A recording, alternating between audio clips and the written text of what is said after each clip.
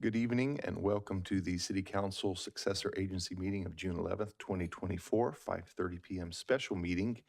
We do have a quorum. Could I get a roll call, please? Councilmember Mendoza. Here. Vice Mayor Meyer. Here. Councilmember Orlemans. Here. Councilmember Pearson. Here. Mayor Bryant. Here. Join with me in the Pledge of Allegiance. I pledge allegiance to the flag of the United States of America and to the republic for which it stands, one nation, under God, indivisible, with liberty and justice for all.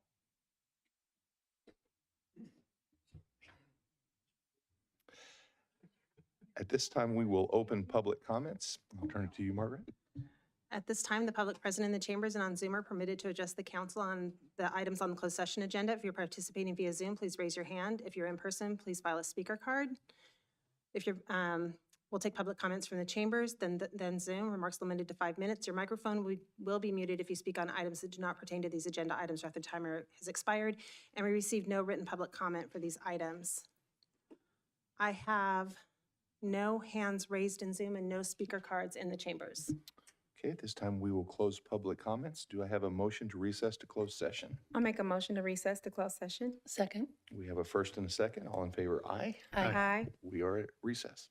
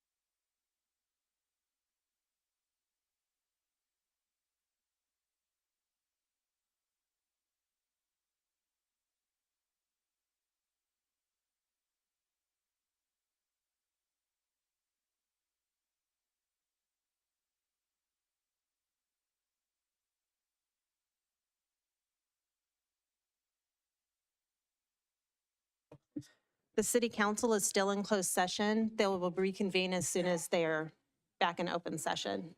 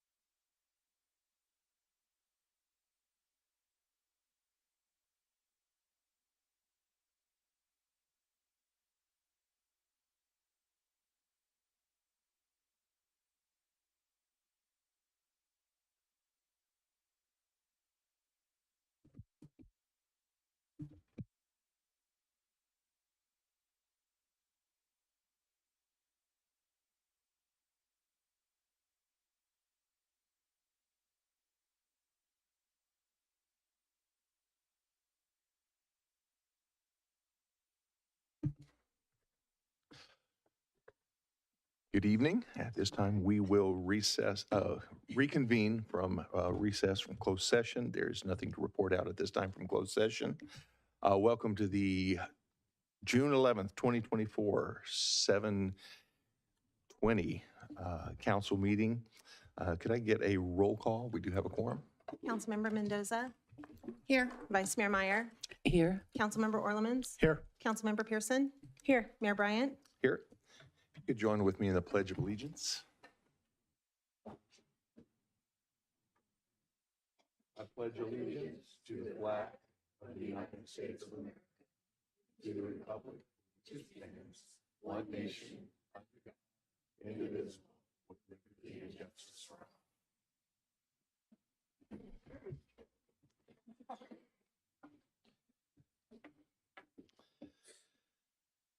At this time, we will open public comments, and the public comment at this time will be 5 minutes. Margaret? At this time, the public present in the chambers are permitted to address the city council on items that are not on the agenda. Items listed under presentations, informational reports are on the consent calendar. Requests for future agenda items, new request, comments for the meeting's detailed future agenda items or business items should be made when that item is called.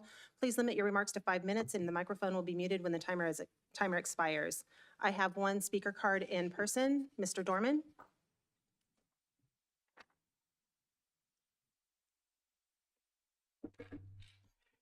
Good evening. Tonight I want to talk about election and optics. We have 3 open slots this year, and I want to give suggestions to the incumbents because I believe these are going to be the items that may make or break whether or not you're sitting in that chair in 2025. Of course, my number one, the right to be heard. I believe there are people who will want to voice their opinions in the coming months. I think we ought to give them that opportunity. Number 2, the cozy relationships between businesses and developers. This should speak for itself. Hiding behind the there's nothing we can do about it, that won't cut it. Maybe here's what I did will track better. Which goes doubly for this next one, and this is a tough one, the homeless. Trying to win hearts and minds, humanizing the plight, etc., will not be enough. Platitudes regarding affordable housing is a lost cause. Simply, there are no plans on any housing to open this year. Our homeless are growing. The encampments are spreading. I've offered solutions in various meetings, and I may post them on my Facebook page, which now goes into affordable housing. It is a joke to even venture in this area. Between the shenanigans of staff, developers, and decision makers, not to mention the unbelievable ideas of public housing, every incumbent is weak. Particularly, Mr. Mayor, when people point out that you've been elected as an official for over a decade, and there hasn't really seemed to be any progress. This isn't a good look. Lastly, PA1. Most voters don't even know what PA1 is. Is it supposed to do this, or what is it supposed to do for our city? And some of the blockages from CINO, and we're gonna have another live one tonight too, getting out of that rabbit hole. We need a better understanding, not me, I come to these things, but for the average person who wants to know, what does PA1 mean? How does it affect me? We talk about all the other projects, And we talk about PA1 as though everyone is bought in on the joke. And if we are going to go forward with PA1, it really should be put out there in greater detail. Now, if I were running for office, which I am not, I can attack any of these points where backpedaling, which is what we typically have seen, almost seems like an Olympic sport. So, you know you're going to have the usual suspects who are going to run, the spoilers in particular, the ones who have no other purpose than to make sure one or all of you don't make it. They have this ammunition. If you really want to be here next year, you really ought to think about those things. Thank you. Thank you. I have no additional speaker cards. Thank you. At this time, we will move into informational report. I'm sorry, we've got presentations tonight. The first presentation, one I am extremely honored to present tonight, is in recognition of Brentwood resident, Mr. Troy White. And so if Mr. White, if you could meet me at the podium there.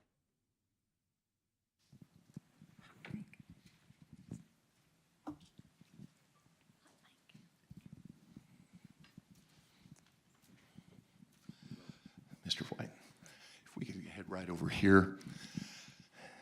I know that many of you have heard of the circumstance and may not be aware of the name of the individual who was participating in it. But Mr. White, not only is he a veteran hero, but he is a local life-saving hero as well.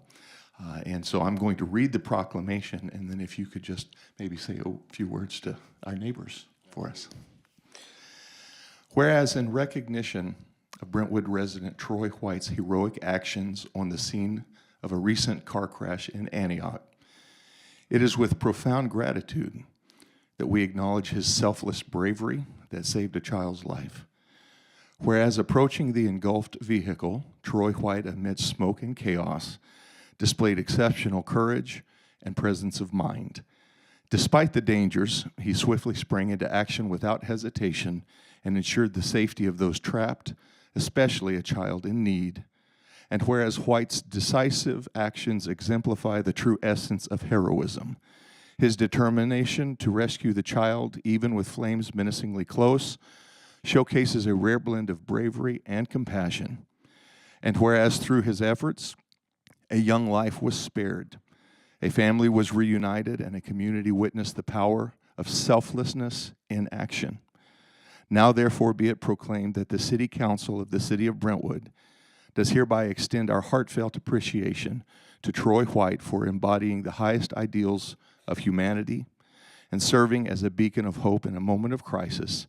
May his act of heroism inspire us all to stand ready to help others in times of need. Thank you, Mr. White.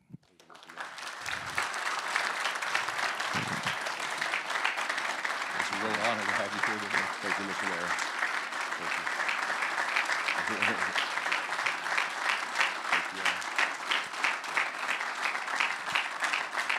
Thank you, sir.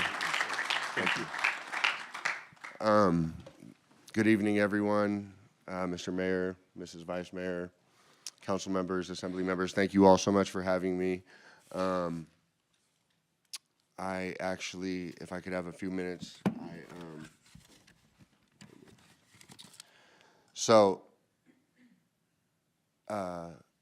you know, I wasn't sure what I was going to say tonight when I was going to come up here, and you know, but one thing is that I knew I wanted to glorify God. I've recently given my life to God, and you know, in the morning I do prayer, and this morning when I prayed, I asked God to help me find the words for tonight, and then I do a few readings every day, and starting with the Bible. And then after that, I do a series of other daily readings, one of which is from a book called Keep It Simple I wanted to share that reading with you guys today, if that's okay. June 11th, it says, "Who is the bravest hero?" And that's the reading for the day. And so it says, "He who turns his enemy into a friend."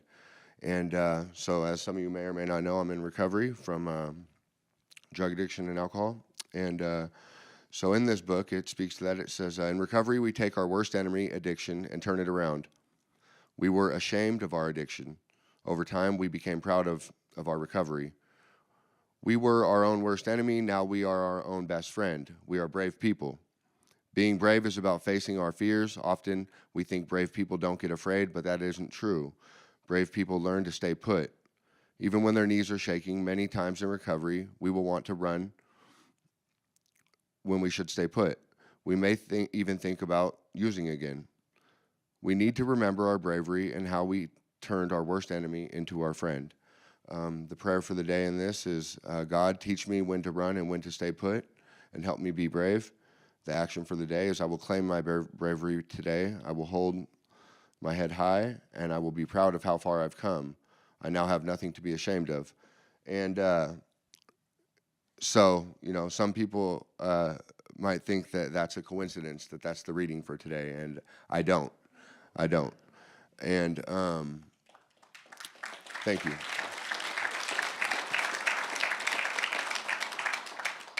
I don't. And also, recently I've been called a hero, and I just think I'm just a good person, and I think I'm a good person, and I think that it's an honor and a privilege to have been there that day to help young Paisley, and it's an honor and a privilege to be here with you good people today. I think this room is full of good people. I think this room is full of heroes. Speaking of heroes, I wanted to say there's a few heroes of mine in the room today. My mother, Lisa, Mom,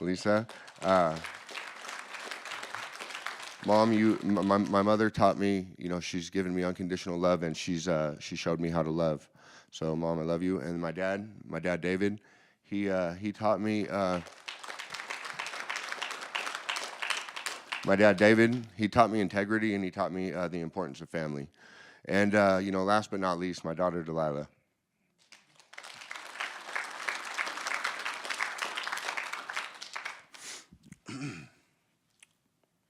So, many times in my life, I've, she's given me a why when I didn't have another why.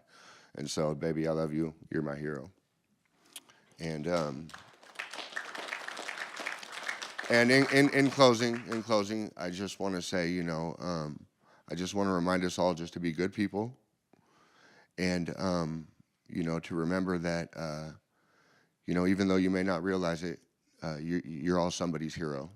That's all I got. Appreciate it.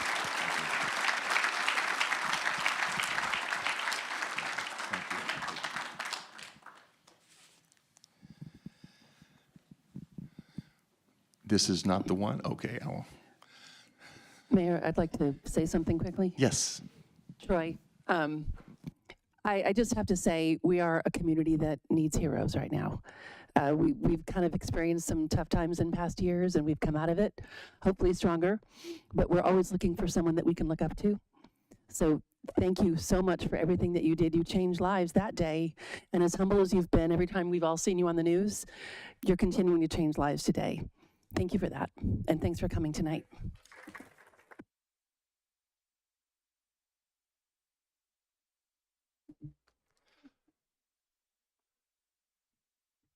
Would the council like to have a picture with Mr. White, or?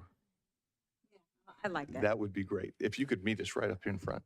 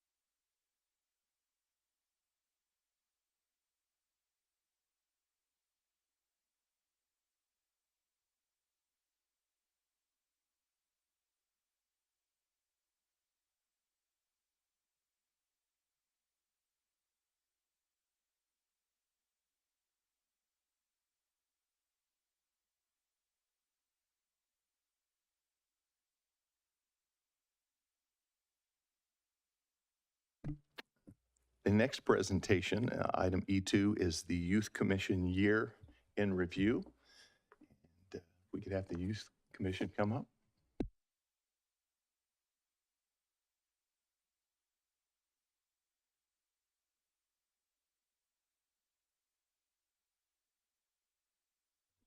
We live? We're good? Ready? All right. It's good to see all you guys tonight. Good evening on this Tuesday, summer break. Hope you guys are all enjoying the warm weather. Just to start a little yearly year in review presentation. So for those of you who've been on council for a little bit, past years, something we do every year. It's awesome to recap what we do. You know, we've ran through some challenges this year, definitely have faced some different issues that we haven't in the past, but we've overcome them. And I think overall, we've had a pretty successful year. So a little bit as introduction, if you guys can see. A lot of our commission is really supported by city staff. I know there's a lot of city staff sitting behind us tonight. Some of the city staff sitting up here, so just round of applause to all you guys. Thank you so much, you know, for all the work that you do.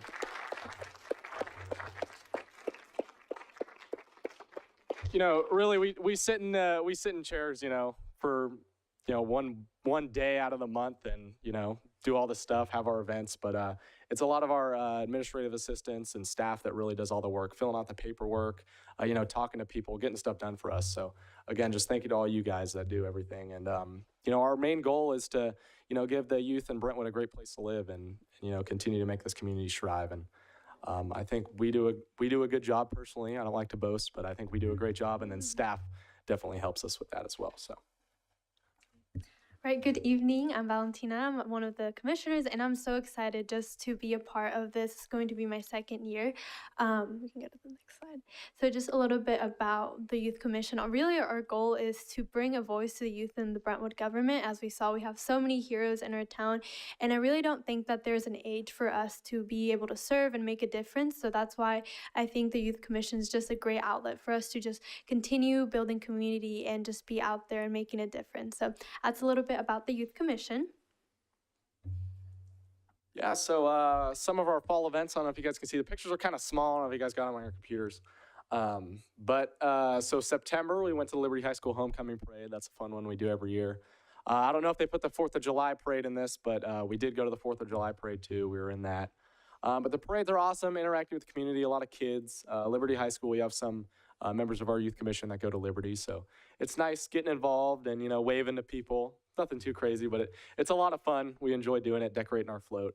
In October, we participated in Hometown Halloween. It's always a good event. We dressed up this year. Last year, we did a Friends theme. This year, we did Addams Family Wednesday theme. So I don't know if you can see the picture. We all dressed up as the different Addams Family characters.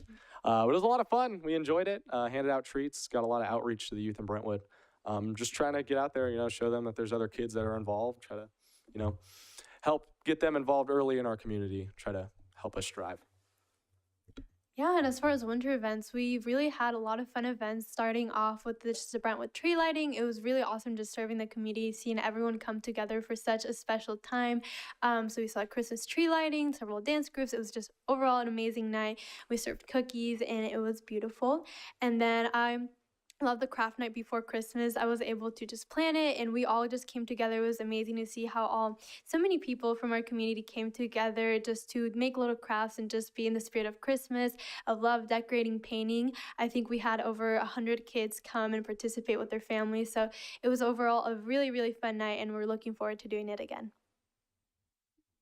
Yeah, so our planned events, we got our pool party that's coming up on June 21st. It's a good one we do every year. It helps us raise a lot of money for our scholarship fund. This year we were able to give, I think, $3,000 to a scholarship to a student in Brentwood. So we were able to give them $3,000 to help go towards their schooling. Our pool party is something that really helps fund. There's the little fundraisers throughout the year. The pool party is really big. We usually make about $1,000 off of that. That goes directly into our scholarship fund. We're excited for that. Hopefully it'll have a good turnout. We've had some rain and weather issues the past few years, but excited. And then our cornhole tournament too. That's something that we were thinking about doing. And then Officer Mike Rucker, the Brentwood Police Department, also the Vice President of the Brentwood Police Activities League, expressed them doing a fundraiser with the Gateway program over at Liberty High School. So, and then he extended the invite to us. So we're trying to do a fundraiser cornhole tournament with a lot of teams here in Brentwood. It's going to be coming in the fall time, so look out for that. It's going to be some fun, and then hopefully raise us some money. We're excited for it. And then our multicultural fair that we had previously, we ran into some scheduling issues, and weather kind of played a part in it as well. So it's kind of unfortunate what happened, but we have the Juneteenth event that's coming up, June 19th. So all you guys, if you're not doing anything that day, come on out and join us. It's going to be a good time. We got a lot of booths and vendors, and some people from our fair that are able to participate in that are coming as well. So we're super excited for that event. It's going to be awesome. Yeah, no, thank you so much. As well as Owen mentioned, we really couldn't do anything without your support and just dedication to us. So thank you for always serving our community. And then real quick, before we step off, we got two of our new commissioners, or one of our new commissioners, another one over here. This is Karina Helvey.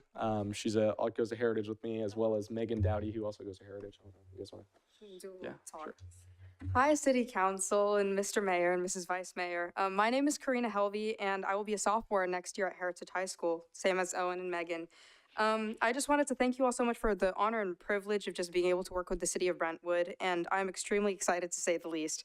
I cannot wait to gain invaluable experience from being on the commission during my term. I look forward to working with you all and Mrs. Dempsey and alongside the other commissioners to promote the voice of youth through our local government. Thank you. Hi, my name is Megan Dowdy, and as Karina said, I'll be a 10th grader next year. And I just want to thank the City Council for confirming my appointment to the Youth Commission, and I'm looking forward to working well with all of you. Thank you. Yeah, and then we're super happy. This is two of our, we have, I think, like 4 or 5 more people too coming on. So we're getting a lot of new people this year, but we're super excited. We had a good group, amazing group the past 2 years, especially coming out of COVID. We did a fantastic job planning events in the community and stuff. So I think this group is going to be awesome. We're going to do a fantastic job, and we'll see you guys next year. Thank you. Thank you. Oh, by the way, Owen. Oh, hey, by the way, Owen. I just wanted to tell you, Owen, it's the voice of God. No, you, sir, have done a phenomenal job as chair this year. I've personally had the opportunity to experience you on the PAL board, and I just wanted to say to the whole entire youth commission, you guys have done a wonderful job, but as a chair, you've been great. And you, sir, look sharper than anybody I've ever seen sit on this dais. You look like I should call you Mr. President. Thank you. I appreciate it. And all you city council members, you guys are awesome. Thank you for all you do. Appreciate it.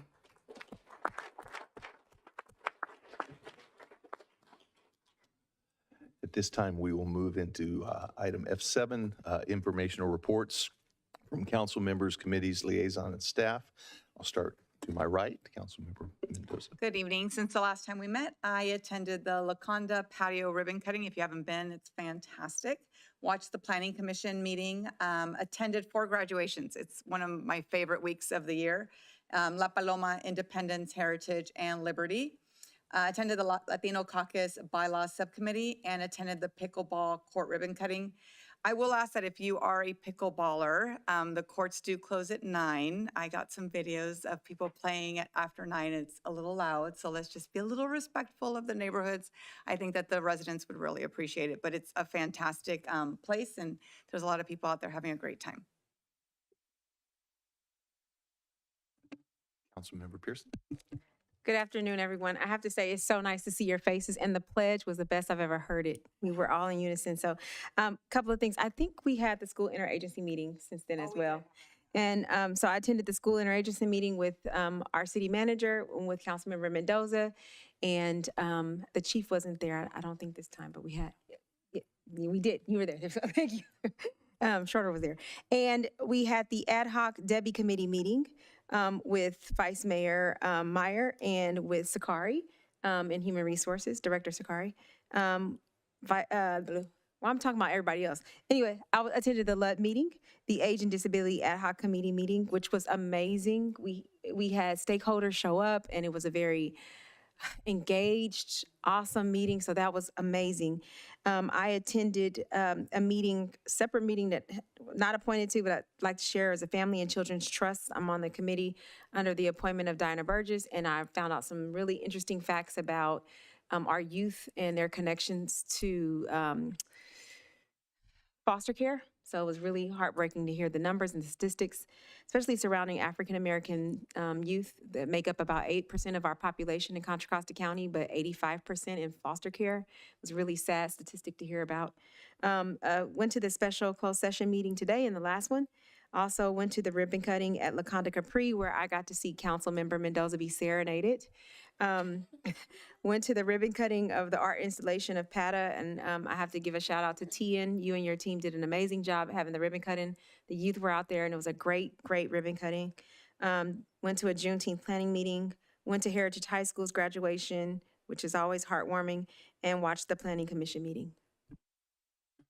Thank you, Council. Since our last meeting, I attended the PAL board meeting. I watched the LUD meeting and the Planning Commission meeting.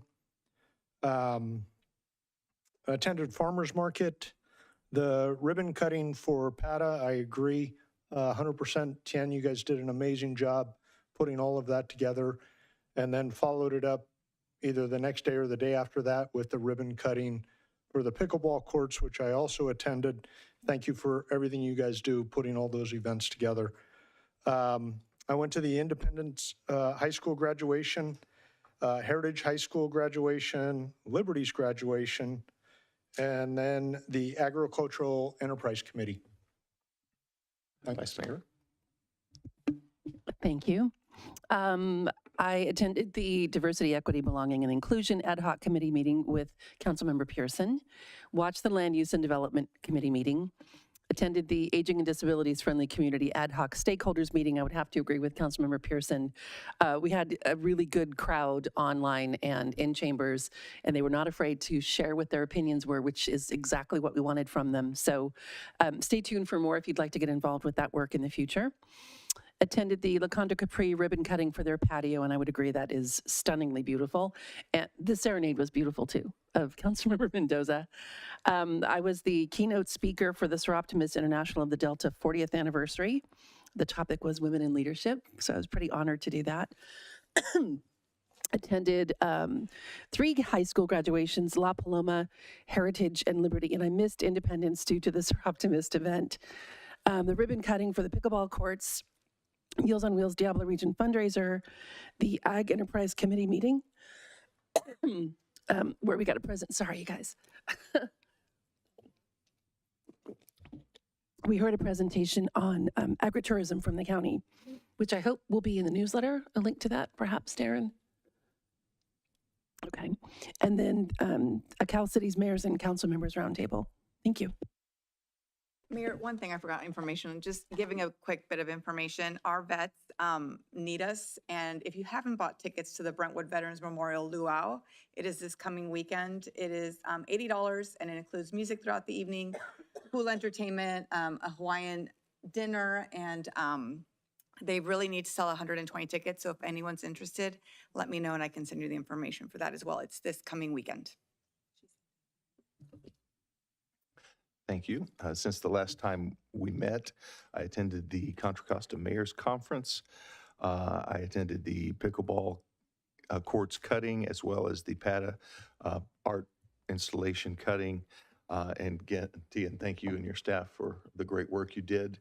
I will have to say, if you haven't seen this, it is at the corner of O'Hara and Sand Creek. It's amazing the level of artistic ability that our students have. It is just, frankly, the presentation was good.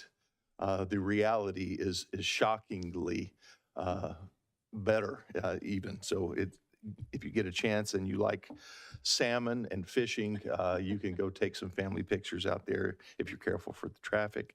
I also had the opportunity to give many third graders from Brentwood Elementary a tour and ask lots of great questions, answered lots of great questions that they had.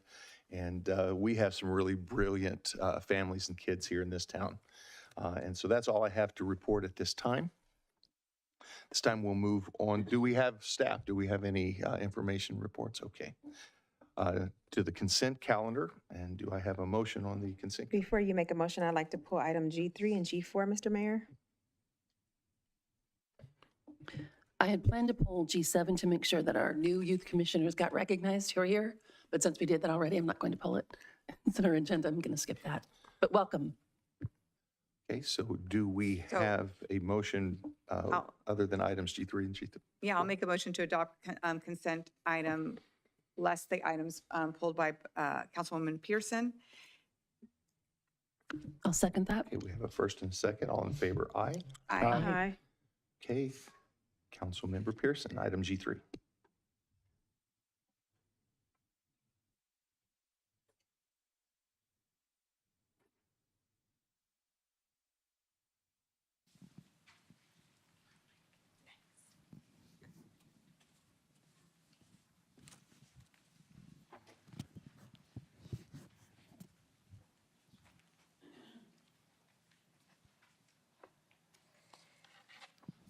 I would like to ask Ms. Murphy McAdams to join me, please, at the podium.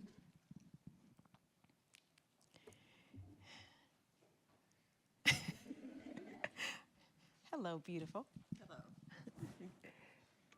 So I am so delighted that the city of Brentwood is recognizing June 19th, as Juneteenth. And specifically, this was really important to me. Just the understanding of what Juneteenth means, which we'll talk more about if you come to the Juneteenth celebration on June 19th. That will be right here in City Park. But just a quick little overview of what Juneteenth is about. There were 2 years that people, after Abraham Lincoln signed Executive Order Number 3, that said the slaves were freed. There were 2 years between that time that slaves actually in Texas did not know or knew and continued to work and did not get their full freedom. It wasn't until June 19th, in 1854, I believe, I have my history back there, I didn't bring it down, that they actually, 1863, I'm sorry, 63, that they got their full understanding and freedom under Juneteenth. And so this date celebrates freedom, it celebrates the hope of the slave, the dreams of freedom, but it celebrates something even bigger. It celebrates the day that marks our country actually acknowledged its wrongs and freed every single person. And so this past Sunday, I had the opportunity to throw a Juneteenth event with the Contra Costa County Bar Association. Several of our local judges came. And what made my heart proud was to see this woman dance. And this woman celebrate Juneteenth, and it's beautiful when she dances, what she does, and what she explains. It's so beautiful. So you'll have the opportunity. She is one of Brentwood's very own. She's a resident of Brentwood, and she's from Bronze Girl Productions. And I would like to offer this proclamation to her. Her name is Mishawa Murphy McAdams, and I would like to read the following. Whereas June 19th is declared as Juneteenth, a nationally recognized day, which celebrates the rich culture, legacy, and heritage of African American people, and whereas 2024 marks the 159th year of Juneteenth, which Juneteenth brings the oldest known celebration commemorating the abolition of slavery in the United States dating back to June 19th, 1865, when Union soldiers led by Major General Gordon Granger arrived in Galveston, Texas with news that the war had ended, freeing the slaves. Whereas this was 2.5 years after President Abraham Lincoln signed Emancipation Proclamation, which became officially known on January 1st, 1863, and whereas the United States Congress between 1865 and 1870 would pass key amendments to the U.S. Constitution that, upon ratification by each state, will profoundly change the legal status of those once enslaved. The 13th Amendment abolished bonded servitude, slavery. The 14th Amendment conferred citizenship on those once enslaved. And finally, the 15th Amendment liberated men once held in bondage. And whereas today, Juneteenth celebrates African American people's freedom and achievements while encouraging continuous self-development and respect for all cultures, as it takes on a more national, symbolic, and even global perspective to ensure that the events of 1865 are not forgotten. Now, therefore, be it proclaimed that the city council of the city of Brentwood does hereby recognize June 19, 2024 as Juneteenth, and calls upon Brentwood residents to become more aware of the significance of this celebration in African American history and in the heritage of our city and our nation. I want to thank you for everything you do through dance and drumming, and I'd like to give you the opportunity, but I just want to tell everybody, please come out June 19th. We have Lenny Williams as our our headliner. We have Bronze Girl Productions, which is beautiful exploration of dance and arts and culture. We have several other local talents, one of them being Mr. Dorman's son, Critta, who will perform for us, another Brentwood local, even though Critta told me he's not 100% from Brentwood, but he's graduated from high school here. And we have several other speakers. We have spoken word, dancers, and we love for you. Our electeds will be here from far as the state to come and recognize everyone. And I want to leave you with this little note that I am the dream of the slave. I am Martin Luther King's dream personified. So I get emotional when I say that because someone stood there one day and prayed for me to stand here. So please come out, and I'll pass the mic before I cry. I love this lady. I feel very honored because for over 40 years I've studied dance, specifically West African and Congolese. And it's important because when I was little, people would say my parents or my folks are from Ireland, and they'd have the dance, or they have the culture, or Italian or Portuguese. And African American girls, we were called Negroes then, or black girls, we just didn't know our history. But one thing I did learn through my years is that our history was passed on through the dance, through the chants, through the drumming, because the languages were lost because people were separated, and they were also beat if they spoke their native language. So I'm going to give you an example of the chant, asking my ancestors to bless this occasion and the people in the room, and thank you for including it because it is part of my heritage. Saria no mo saria, kora pato bakumala, nayo fayo saria. Dum dum bato bakumala, nayo fayo saria, nayo saria. Kora pato bakumala, nayo fayo saria. Dum dum bato bakumala, nayo fayo saria. So when you'd hear people dance and shout in the church, it came from our culture, and I'm very proud of it. And I'm very proud of the 3 generations that have danced with me. So when you come out on the 19th, you'll see little girls 4.5, 7 years old, their mothers, their grandmother, and other students that have been with me for over 30 years. And I turned 70 this year, so dance is good for your health. Amen. All right. Thank you so much.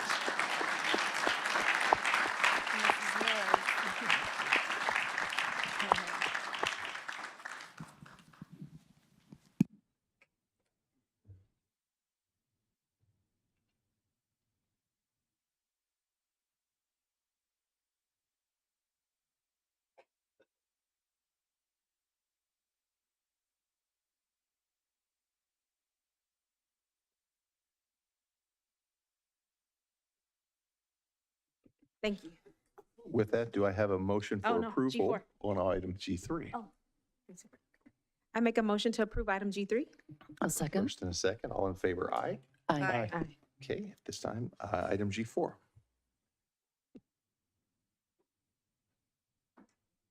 So I asked to pull item G4. I don't know if we go right into it with staff or presentation. Thank you. Can I clarify, Mayor and council member, did you want a presentation or did you want to? Specifically, I wanted to ask about item G4, amendment number 1. The field of time space, I brought this up in previous meetings. The artwork didn't display, and for those of you all who are here who don't quite know or on Zoom, this is a piece that is going to go up on Brentwood Boulevard. And I don't think we need a full presentation. I have a specific ask to council. When I initially came on the city council, I saw the artwork. My first reaction was there's no diversity, right? And this comes right after we talk about Juneteenth, but there was no diversity for me. I didn't see any gender besides male. I also didn't see cultural representations, which I know in ironworks, it is very hard to display. But I was very, a little taken aback, especially if we know that a lot of the fields are tended to by women. And I don't see that representation there. So our city manager did take that into consideration and looked into it for me, which I appreciate. One of the pieces of art is supposed to represent female. It doesn't really quite look like it. So my ask to city council tonight is to extend more money. Mr. Ogden did ask the artist what we can do. They have already cut out the pieces of iron, and it just doesn't quite look female on one of them. This is going to be something that sits in perpetuities in our city. And if our city really is trying to go in the direction of diversity and equity, I would like this piece of art to look like the faces of the people who are actually in those fields, who have done the work over the years in the city of Brentwood. So the additional increase to actually add more ethnic features and to make gender, more gender, female gender present in that piece is a $20,000 increase that I would ask the council to consider. And I would hope that this will come out of the art funds. If it's possible, the only ask that I would have, Tian, is if we can actually show the current specs, how they look. Yes, thank you, Councilmember Pearson. So on this image here, it's the rendering of the Fields of Time monument project that's expected to be located Brentwood Boulevard, right outside of the police station. So as you can see, there's metal silhouettes that are over the landscape. We received this from the artist, which is a little bit more detail on what those silhouettes look like. Specifically, I think Councilmember Pearson's referencing what we received from the artist, identifying that the majority of figures were originally representative males in the early era and the middle era. The artist did inform us that in the modern era, there is one female that's depicted in the lower left corner on your screen there, and that is a female that the artist wanted to identify in that era. So that's the one that's being referenced as a female, as opposed to all the other figures. Thank you. And I think in the modern era, I can't tell. I don't know if anybody else looking at the screen can tell gender. I know from iron, we can't really tell ethnicity, and I'd hate to try to see what people would try to figure out for ethnicity, but my main focus is gender equality. So I'd like to see female represented, if not anywhere else in the modern era, because that will be what is actually true. If I can give a little bit more information, Councilmember Pearson. So the number that we talked about is we reached out to our artist, Douwe Blumberg, who is the one who put together this Field of Time project. When we originally reached out to him, we brought some of this information to him as far as, hey, is there an opportunity for us to make some changes? He did mention that these were the silhouettes were carved out and done and fabricated back in 2020. He provided us as an estimate at the time. He's saying, hey, roughly $20,000. So I do want to be clear that that's an estimate from the artist. We haven't finalized that out. If we do make some changes to that, we'd have to reach back out to the artist, see how amenable they are. And the other piece that I do want to be transparent about is what the timeline for the artist is. To maybe do a quick summary of the staff report. This was art piece that was approved by council back in 2019. There have been a number of delays between COVID, labor shortages, material supplies that have changed the estimated cost of the project. We've got to a point just recently where we've been negotiating with the artist, how do we move forward with it? So I think that $20,000 is a very good estimate on what that change would be if we go back to the artist. I just don't know what that timeline would look like, and I don't want to speak for Mr. Blumberg himself, so I just wanted to put that in consideration for council as they discuss this item. I appreciate that. Thank you.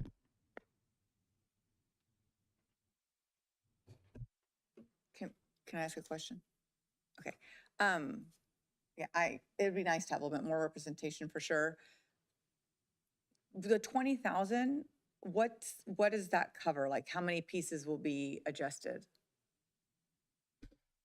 I think that's a good question, Councilman Mendoza. So originally when we did this project, we did a call for artists, national search. That was dwindled down to a couple of artists that was put together an ad hoc committee that consisted of council members and the Arts Commission. From there, the Arts Commission recommended to council. Council approved that project. So if we were to go back and say, hey, artists, Mr. Blumberg, we'd like to see a little more representation, that's the piece that I think I'm unsure about of, are we gonna say just specific for the modern era, what does that cost? What is the timeline? If we go through our similar procedures, we'd run that through the Arts Commission for them to provide recommendation to council then to approve what that would look like. So I'm not sure if that answered your question, Yeah, I'm just Councilmember wondering. Mendoza. Yeah, because if he thinks that, I mean, he thinks that's a female, right? So he's the artist. I don't know how much he's going to change it to make it more female. So maybe would you be open to early era or middle era, the ones that are standalone, making the one, because I think a horse and someone sitting on it might be, if he already did it. If he hasn't done it, that's a different thing. But if that piece of metal is already completed, would you be open to the early era or the middle era, making one of those that standalone look a little bit more female? Can we discuss now? Is this okay to do a discussion? Yeah, okay. So I'm open to any additions. I think it's just adding an additional piece. I don't think they can amend what's already been done. They're just adding more. So I don't care where they put it. I just want to see representation. So do you want to add like another piece to modern era? Mm-hmm. Oh, so we're There just is room creating for one more that. piece. Yeah, there is room for Yeah. it right Yeah. there in a second. Yeah, let's do that. And just further clarification, the artist said, and this is back in September of last year, by the way. I didn't mention that today. September was the quote for 20,000. So we hope that it's still in that ballpark. That was some months ago, obviously. But said would need to replace the head and the torso, but could retain the rest of the silhouette as currently designed. So some modifications there to make it clearer that there's some gender differentiation. I guess, do you want him to just modify the head and the torso, or do you want a whole new piece? I want representation. I don't care how we get it, just as long Yeah. as it looks like it, because that doesn't look female to me. You don't like that? Yeah. The one option for the council, if you wanted to give us majority direction, is to go back and work with the artist, get an updated proposal, scope of work, and we can come back to you to show you what that would look like so you know what you're committing to extra funds for. Yeah, I think that would be Just good. make a Yes. Motion for that. Yeah, so I'd like to make a motion on what Tim said, because I don't remember what you just said, but yeah, all of that. And I'll second that. Just see if Dean has any issues or concerns. Can I just clarify with that? So typically our process would be, we would run through these projects through our Arts Commission. They would provide recommendation to council on these type of projects.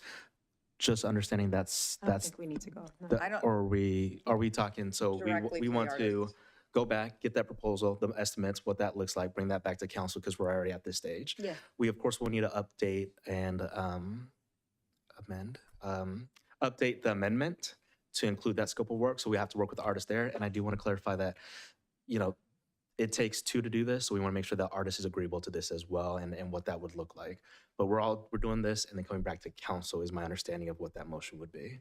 Yeah, absolutely. And I just want to add another layer. I'm sorry, go ahead. I'm just going to ask if we could, as it comes back, just clarify the amount coming from the art budget and if it impacts, what else it impacts. Yeah, the staff report reflects an approximate fund balance of 2-point-something million left in the fund balance, so another 25, if it's 25,000, should fit. Just to have one other idea, maybe is to approve the current amendment so that they can continue to work on the other scope of work that they currently are designed to do, and we'll come back with a further amendment to get this gender differentiation set in stone.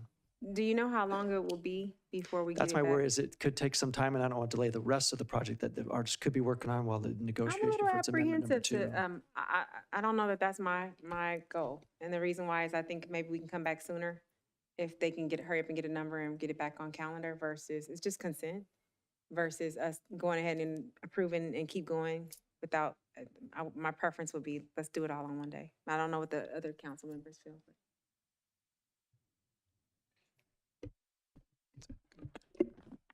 Okay, so is that a motion? Well, I would be okay if I could 100% trust you're going to come back. I just sometimes when we split things up, things get forgotten a little bit sometimes. And this is not my first ask about this, so I know, yeah, when it first came to me, when I first got on council, I asked about the gender stuff, so I'm apprehensive, honestly, to wait and to split. I don't want to separate it. But if the other council wants to separate it, we can take a vote on that, or someone can offer an amendment to my.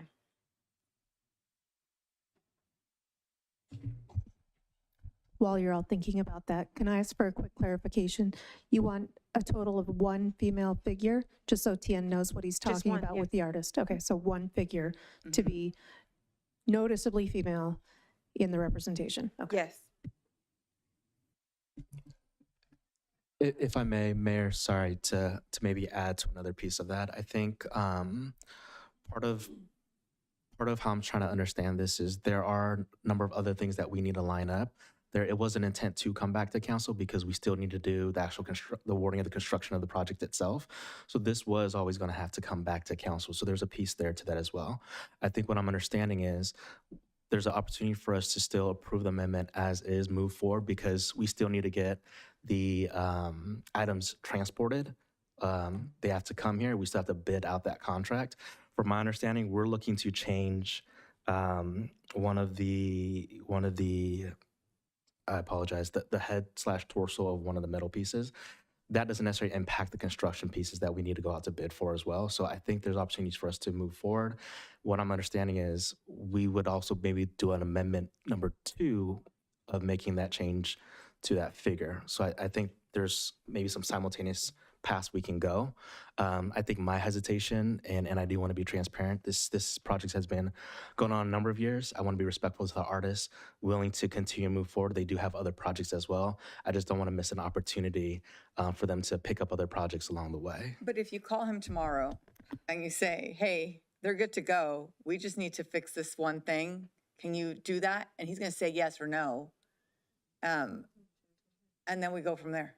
I mean, I'm sure he's probably going to be like, and again, it sounds like you guys have already discussed it with him, right? He understands this is coming. You just want to know that for sure he can do it and how much it is. And I understand respecting the artists. I want to respect the residents. The fact that this will live on in perpetuities for the rest, like as long as a structure can stand. So if we have to wait 2 more weeks, let's wait 2 weeks and put it back on consent. I understood. Yeah, thank you. With that, do we have a motion? I think it's still what we said, that they're going to go and review and bring back.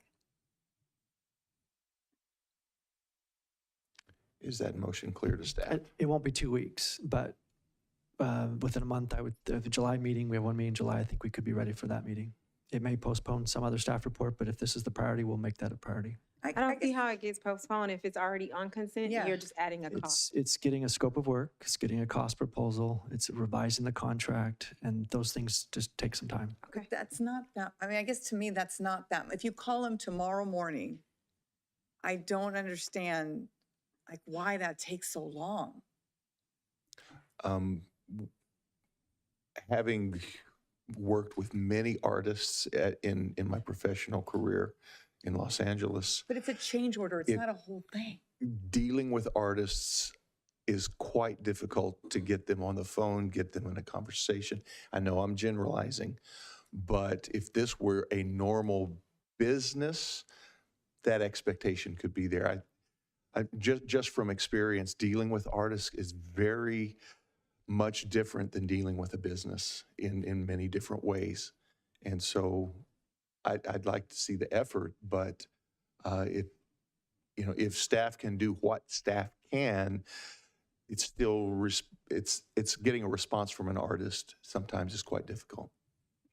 Yeah, I'll commit to reach out myself directly tomorrow just to try to expedite this, but we'll get it as quickly as we can. Okay, so do I have a second for the motion? Yes, we have a first and a second. All in favor, aye. Aye. Thank you, Tim, for your report. Thank you, Tim, for the call. Thank you. Okay, moving into public hearings, item H1. This next item is related to Lone Tree Residential Project, and Miguel Contreras, the associate planner, will begin the presentation. Miguel.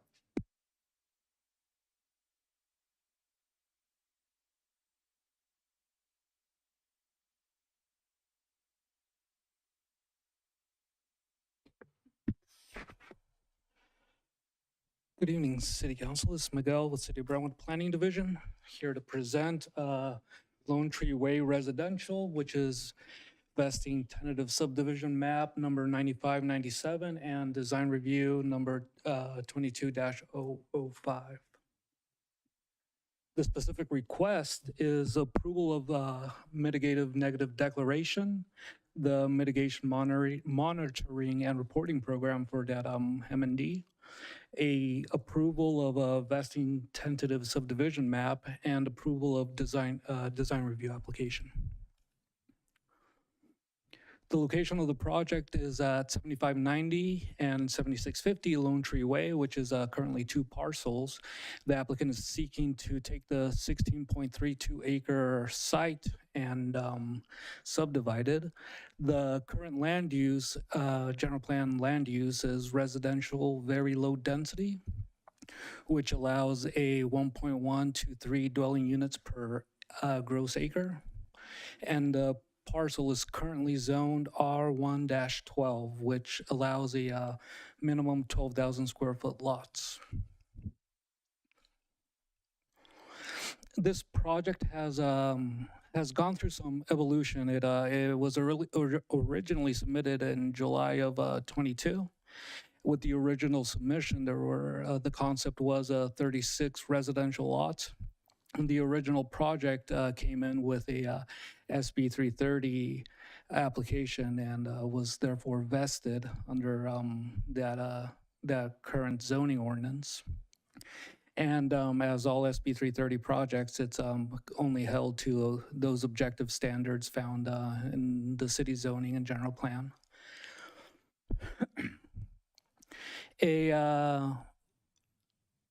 One of the hurdles this project had was the city's and the general plan's density transition policy, which normally requires any subdivision that's abutting larger parcels to be a minimum of 20,000 square feet. The applicant was creative and came in with this map, which incorporates what we call wing lots, which are essentially parcels that, in the strict objective sense of the word, abut the neighboring properties with 20,000 square foot parcels. The wing lots would, in fact, comply with the density transition policy through the SB 330 objective standards vesting. City staff did not really like the wing lot, so we worked with the applicant trying to find ways to remove the wing lots and make the project viable for them. So one of the solutions that the applicant came with was submitting the application with a density bonus application. So the revised project, which came in October of last year, proposes 36 residential lots, 0.58 acre park, private internal roadways, frontage improvements, stormwater treatment areas, no wing lots, and it does utilize density bonus. The frontage improvements that are required and that are going to be completed as part of this approval, if approved, is would consist of the widening of Lone Tree Way.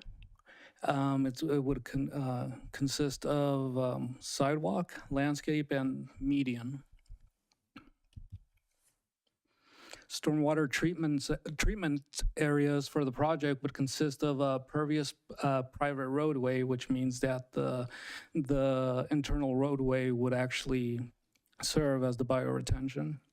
And also each lot would have pervious driveways as signified in purple in the graphic. The lots themselves would be their own self-retaining areas, and these would be located in the side yards as signified with the green color in the graphic. And all of this would be maintained by the homeowners association, which is a condition of approval that they would have to establish this as part of any approval. The public park that is being proposed is a 0.58 acre park. It's conditioned to meet the general plan size requirements. So basically, it's held to what's the general plan's requiring. And it's calculated at 5 acres per 1,000 residents, 3.2 residents per dwelling unit. And there would be a CMU wall along the Lone Tree Way frontage of this public park. This project, since it was vested under SB 330, it is vested under the 10% previous affordable requirements, which required the project to provide 3% very low, 4% low, and 3% moderate.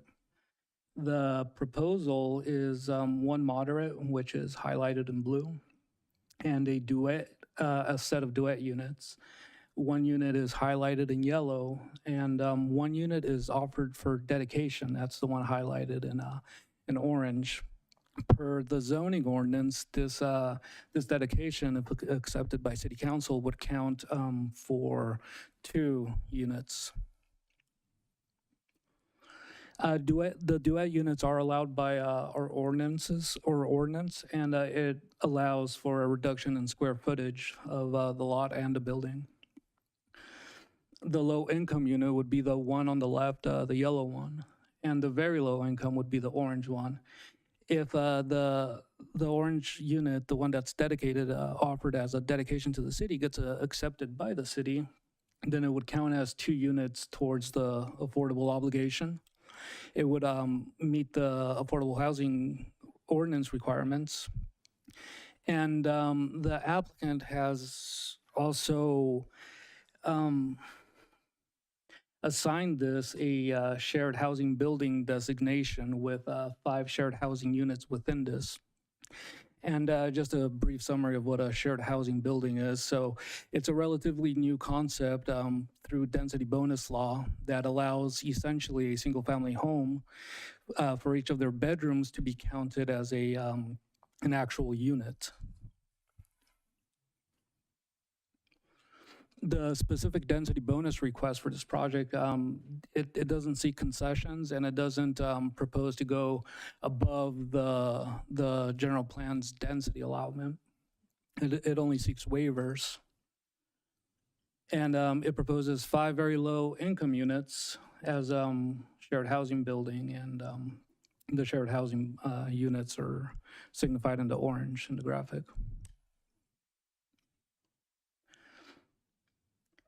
The site itself would consist of 3 floor plans and 4 elevations, a CMU wall at the frontage, and also at lots 24 through 28, which is a mitigation measure. 10 units would be side-loaded garages, which would be 26% of the overall project. There would be 14 single-story units, which is 39% of the overall project. And the project is conditioned to have corner lot treatments, which basically means that corner lots, the side yard would also need to have significant articulation and not just be flat. The proposed architecture, so as mentioned, there's 3 floor plans, which consist of 4 architectural styles, which are Spanish, farmhouse, craftsman, and French country.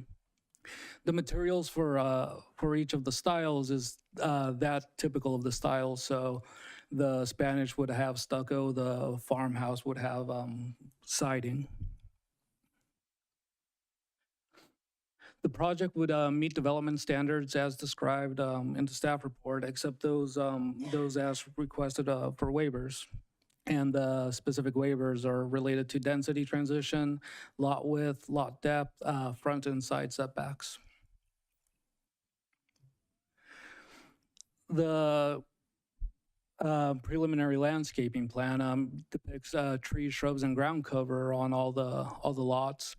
The trees that are being proposed are 15-gallon trees, and it kind of goes against the design guidelines, which require 24-inch boxes for the trees. So the project is conditioned for the applicant to provide the 24-inch box trees.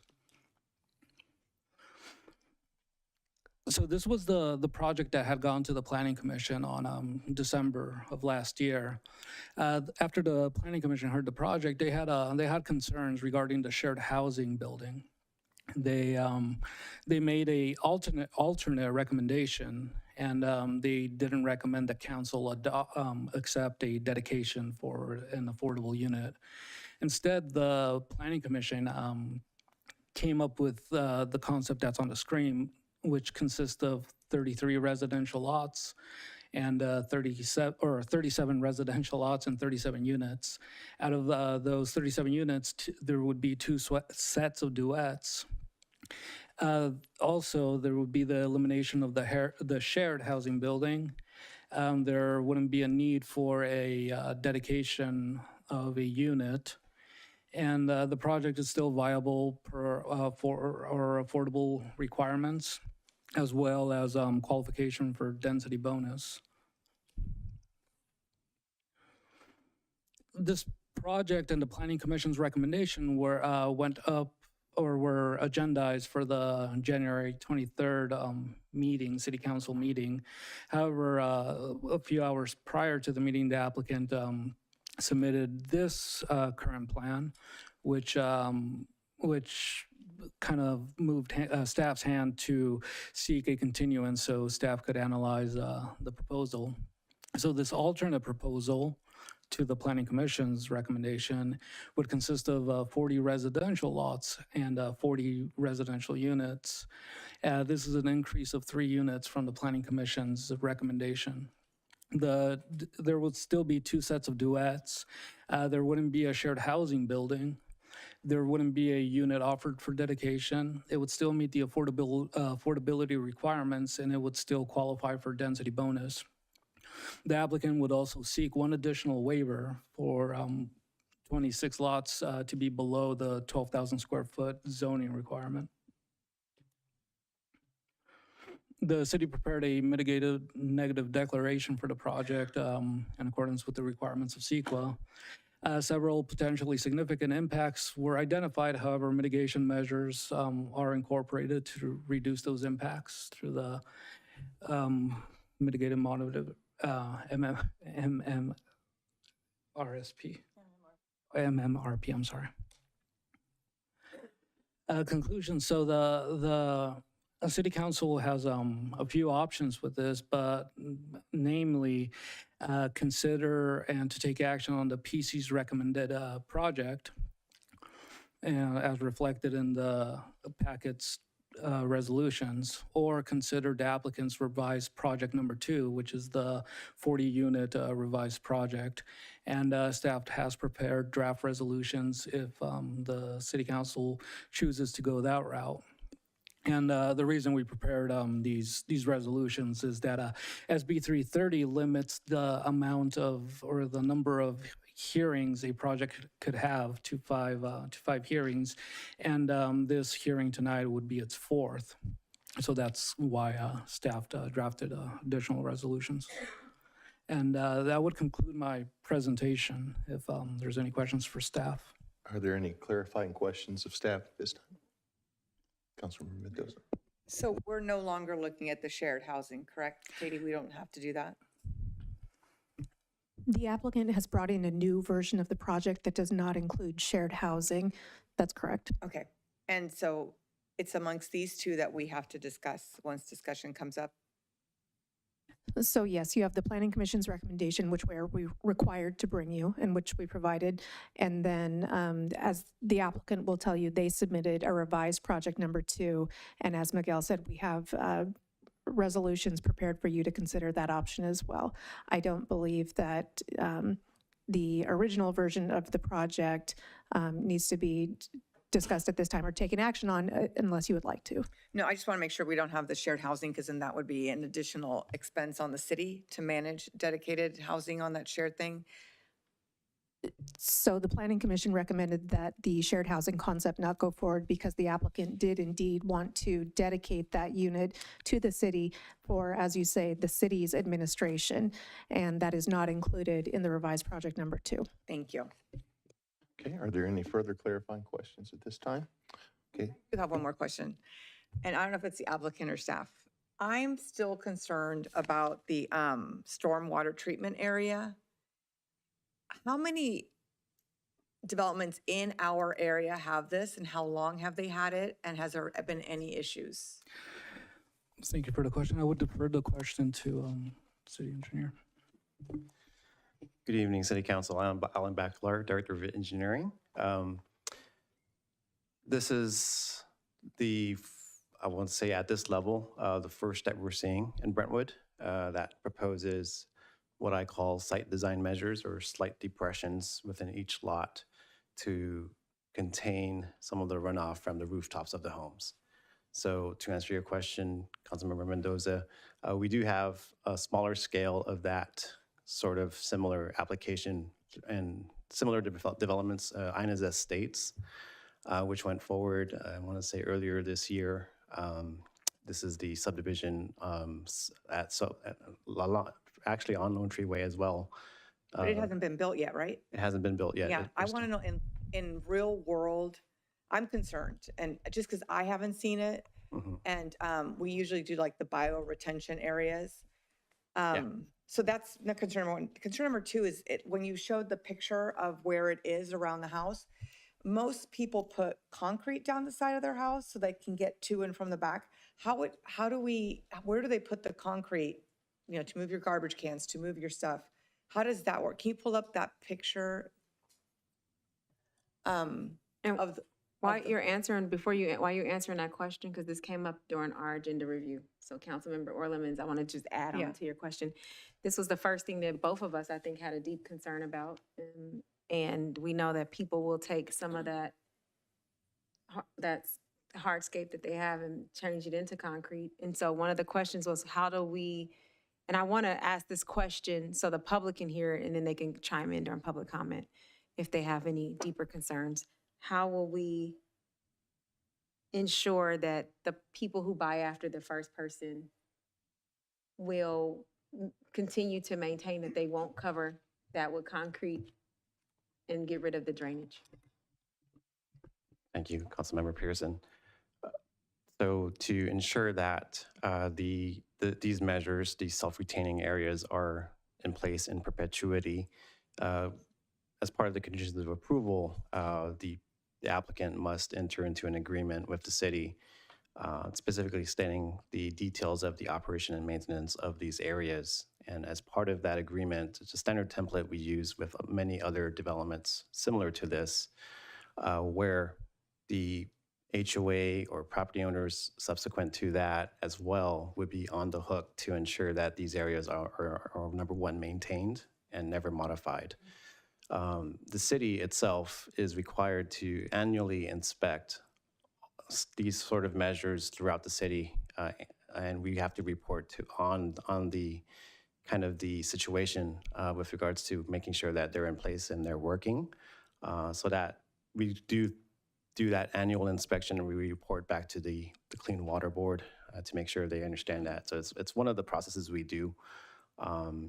Additionally, if the city does our inspection and maybe one of these areas are modified or removed or in disrepair, the city would then direct the property owner or HOA to address the situation, give them, let's say, 30 days to address it. If they continue to not address it, the city has the option to come in and do the work ourselves and come back and sort of invoice the property owner or HOA for the work and time and effort the city spends to restore the areas. And it goes further into additional things such as placing a lien on the property if needed, if, let's say, the invoices are not paid in a timely manner. And another step would be to actually come up with sort of taxable levies on the property. So that way. I compare this, in my neighborhood, we have abandoned oil wells, and there's houses with pipes that let the gas out. Some of these people have no idea they have these, and they try to put nails through their wall. So we're gonna have to spend our time and money as a city to go out and make sure, is it covered in an LLAD, or how do we recoup the funds for someone to go monitor? And again, my second question is, how much space do they have to put in the concrete pad, like the walkway that you put on the side of your house? The concrete pathway, I would defer to the applicant to describe that. Looking at this visual here, we don't have dimensions, and I know these are fairly rather large lots, but hopefully they can better explain how any pathways and such could work around the building. With regards, Large lots is relative. yes. With regards to funding and kind of who's responsible, these are not LLAD maintained. It's actually as part of our municipal regional permit that the city has for discharges of waters, it's kind of it's put on the city, individual cities throughout the Bay Area to perform this sort of inspection and reporting.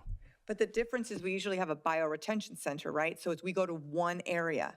Now we're going to have 40 different areas to have to check. What's the time difference and labor expense difference with this and having one bioretention area? How much is it going to cost us a year? Obviously, it's a little bit more time, but I would imagine our inspector would drive through the neighborhood and just do a visual drive-by inspection. But it's behind a gate, isn't it? The portion of it is behind the gate. So you got to get out of your car, like the PG&E person, and look behind the gate. Yeah, I wouldn't say they would inspect every one. I would say they would spot check a few. If there's an underlying issue or consistency, then they would probably have to check each one. But you're right, it is more labor intensive than just one bioretention area. So can we do an LLAD to cover that? No. LLADs, they're specific for public properties only.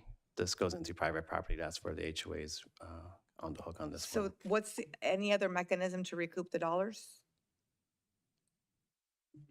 Because now you're putting the burden of this development on the entire city, right? So we need to find a way to pay for that they carry the burden, not everybody else. There is an annual tax that's collected through the tax roll. It goes towards the CFDs, and that there's a component to that has stormwater in it. So theoretically, that is kind of what these property owners help to pay and fund for the inspection. Understanding it is more intensive now. We have not only the self-retaining areas, but the pervious driveways we have to make sure that are never tampered with, as well as the pervious street. So this was the proposal from the developer. Again, it's either this or a bioretention, and they opted for this. And I don't have anything specific that we could have pointed to say this is not allowed. Just to your question, can we ask the applicant to give us, this is being suggested, if she has any type of suggestions on how we can. I think one of the concerns that came up, and Councilmember Orlemans, are you okay with me bringing up in our agenda review, was what happens, this is usually the next buyer after the first one. And I think it would be very unfair to someone who purchases, gets something that has concrete put on it, or they put some concrete and then later on they come in and they find out they weren't told it. I know that we talk about an easement and it runs with the land, but if for example, if there's no homeowners association, or if it dissolves, then we have some gap in time where there could be a situation when someone spends a substantial amount of money. So I think, would it be okay if the applicant spoke to this, their intentions, and then some suggestions on how we can make sure, besides just once they're gone, it's just we're leaving it up to the city to deal with a potential problem?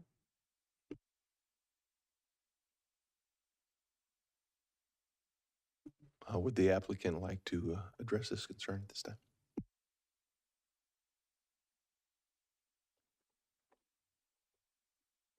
Good evening, Mayor and members of the council, Jackie Sino, and I appreciate the opportunity to be able to present tonight. I do want to give just a very brief overview of what Miguel already highlighted through the staff report, and then I can address any questions that you have regarding the retention areas. City Clerk, if you don't mind, could you just pull up the slides, please? And then I'll just direct you to which ones. So as Miguel said, the project has gone through quite an evolution over the last couple of years, but I want to just start just very high level. I don't want to be too redundant, but I do want to highlight that when we came before the Planning Commission in December, I heard the Planning Commissioner's comments, concerns about what we were doing to satisfy the affordable housing. And so really tonight, I know that Miguel already alluded to this, but we're really just looking at those two plans. Really in the spirit of collaboration, I wanted to be able to take each of those concerns into consideration, see what I could make work. And so if the slide comes up, it's a very simple slide, and I included this particular slide that I was just going to highlight in the letter that is in your packets from, I believe it was January 23rd, and that was what necessitated the continuance.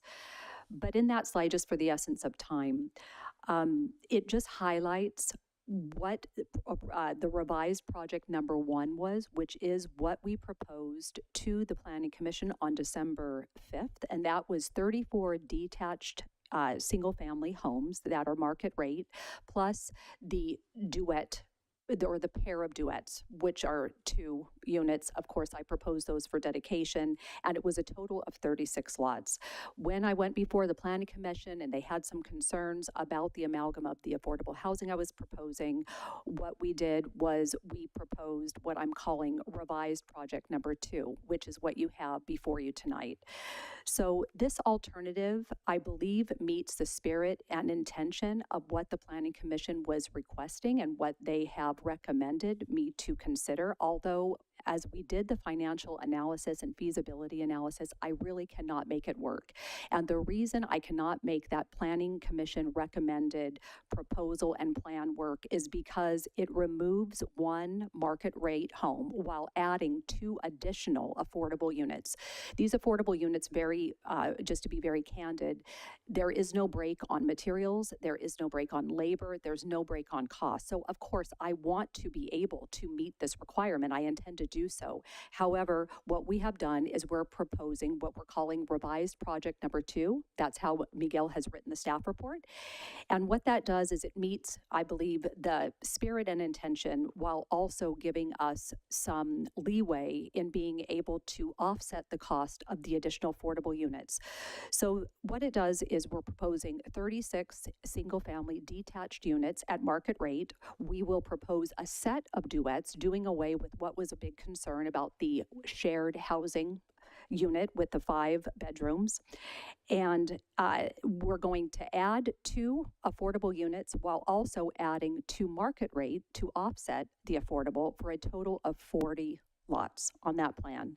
That is what I would like to consider for your approval tonight.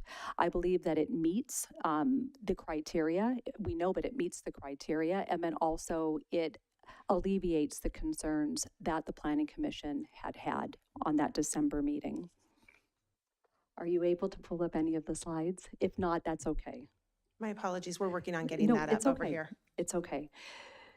So if they're able to pull up the slides, I just have a few different short slides that just basically visually show you what I'm proposing right now and just trying to articulate. It'll just make it a little bit easier if there is anything that you would like me to clarify further. On that note, I would also like to ask for consideration. We did bring this up at the December 5th meeting to the Planning Commission. We are proposing the park for dedication for the parkland on the site. However, because this project is less than 50 units, we would like to ask for your consideration to pay the in lieu park fee.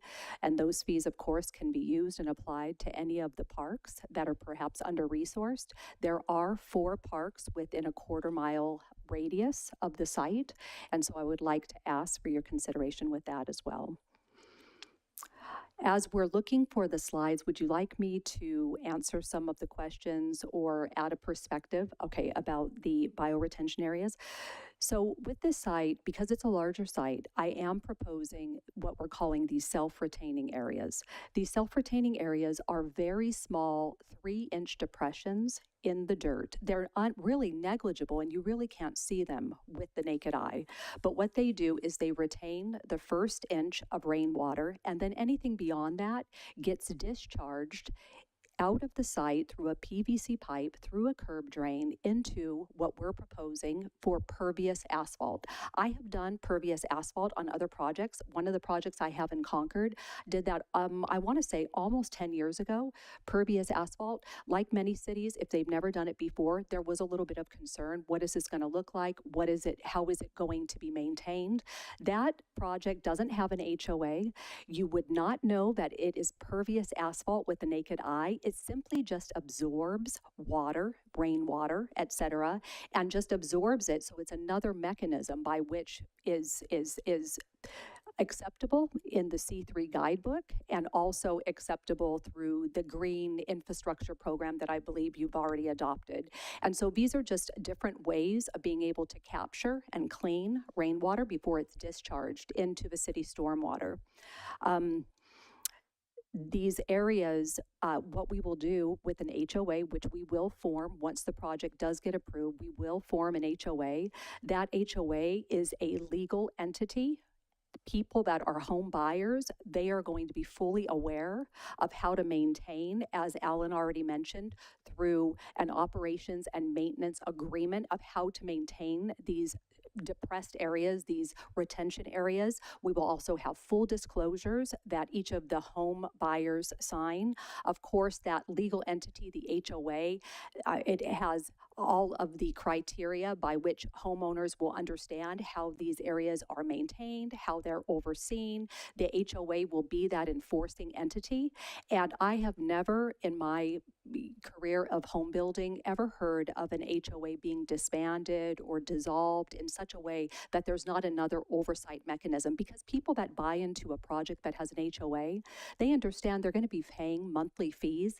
To not honor why they're paying those fees because the HOA would maintain the facilities that they're paying the fees for the oversight of would almost be contrary. People would not buy into a subdivision that they were not looking to that HOA to actually enforce. And so each of the disclosures, they run with the land. So even if a house is sold 5 times, those disclosures will run with the land and they're legally binding. They're recorded in perpetuity like a final map. So I'm hoping that that may give a little bit of a perspective. And then, of course, any specifics that you do have, I can answer those as well. I did want to mention, I should have said this right at the beginning of a call, I do have legal counsel from Holland and Knight, Kevin Ash, that he is on the call. If there's any questions that need to be vetted through him, he's more than available, and I am as well. Thank you. Thank you, Councilmember Mendoza. So if I heard you correctly, there's concrete that they can lay over this that will allow the water to go through, or I might have misunderstood, sorry. I'm just worried No. about the side yards. Like, how do you Sure. concrete your side yard? Yes, I don't have plot plans. On the plot plan, it will show exact dimensions, but there won't be any concrete overlaid in these particular areas. So that's what you were seeing up on the screen. It's just a typical of what these retaining areas, where they would be located on an actual lot. They won't interfere with any of the foundation, none of the concrete walkways on the side yards. Okay, Yes, thank you. of course. Vice Mayor?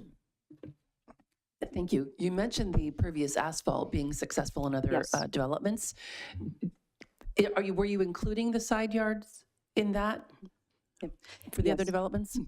Yeah, that particular development did have a C3 basin, an actual basin on one of the resident side yards, which was well maintained. In that case, there were also these retention areas, these 3-inch depressions on a majority of lot. I'm not sure if they were on every single lot, but on the majority of the lots, and there were no issues with it.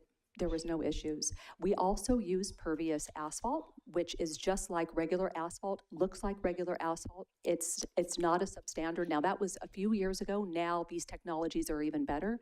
And on that particular project, we also used pervious concrete on driveways as well. And so a combination of these different mechanisms. Thank you. Was there any reduction in the concrete pathways No, there were not. on the side yard we're talking? Okay. Yeah, and all of these mechanisms by which to satisfy the C3 criteria, there's combinations, and so it's all done by engineers doing calculations. And so on some subdivisions, like Alan had mentioned, the Inez Estates project that was approved about a year ago, I believe a question came forth why we did C3 basins on a few of the lots and didn't do pervious asphalt, and it was because the project was too small. We couldn't make it calculate correctly, so we had to do larger basins. We simply didn't have the streetscape, not a large enough streetscape to be able to do pervious asphalt. Okay, thank you. Okay, you're welcome. I have one question Sure. regarding the request about the park. Sure. What was your intent with that space if that request is honored? If the request is honored, it would be to put 1 or 2 more homes. It just depends on the size of that lot. So we would probably include an addition of another home. Would you consider a duet as one of those extra? Now, are you saying a duet, but not another pair of duets? So we're already providing 2 pairs of duets, so 4 affordable units. You're not suggesting a 3rd pair of duets, are you? Just to clarify. I was just asking if that would be something you would consider. Pardon me, a 3rd pair of duets, or just changing the location of one of the 2 I'm pairs? sorry, a third pair of duets in that space if it would accommodate 2 houses. No, I can't make it work, and that's just respectfully, even with the Planning Commission, with what they requested 2 pairs of duets, but that would also necessitate a loss of a market rate. So I can make the 2 pairs of duets work, but I have to increase my lot count by 2. Okay, thank you. Okay, thank you. Councilman Norland? Sorry. I kind of want to go back to the water retention Yes. basins. The visual we had was almost the entire side yard is going to be part of that retention gathering area, which would mean very little sidewalk. And Brentwood requires the garbage cans to be behind the fence, behind the gate, and brought out before collection. Yes. And I'm wondering how they're going to do that without concrete or something down the side yard. Yes. With the, this typical that is shown, this typical graphic that's shown on the plan, that doesn't show all the dimensions. So the side yards are 12, 15 feet on each side. In other words, there's ample room for that concrete walk to be included in that.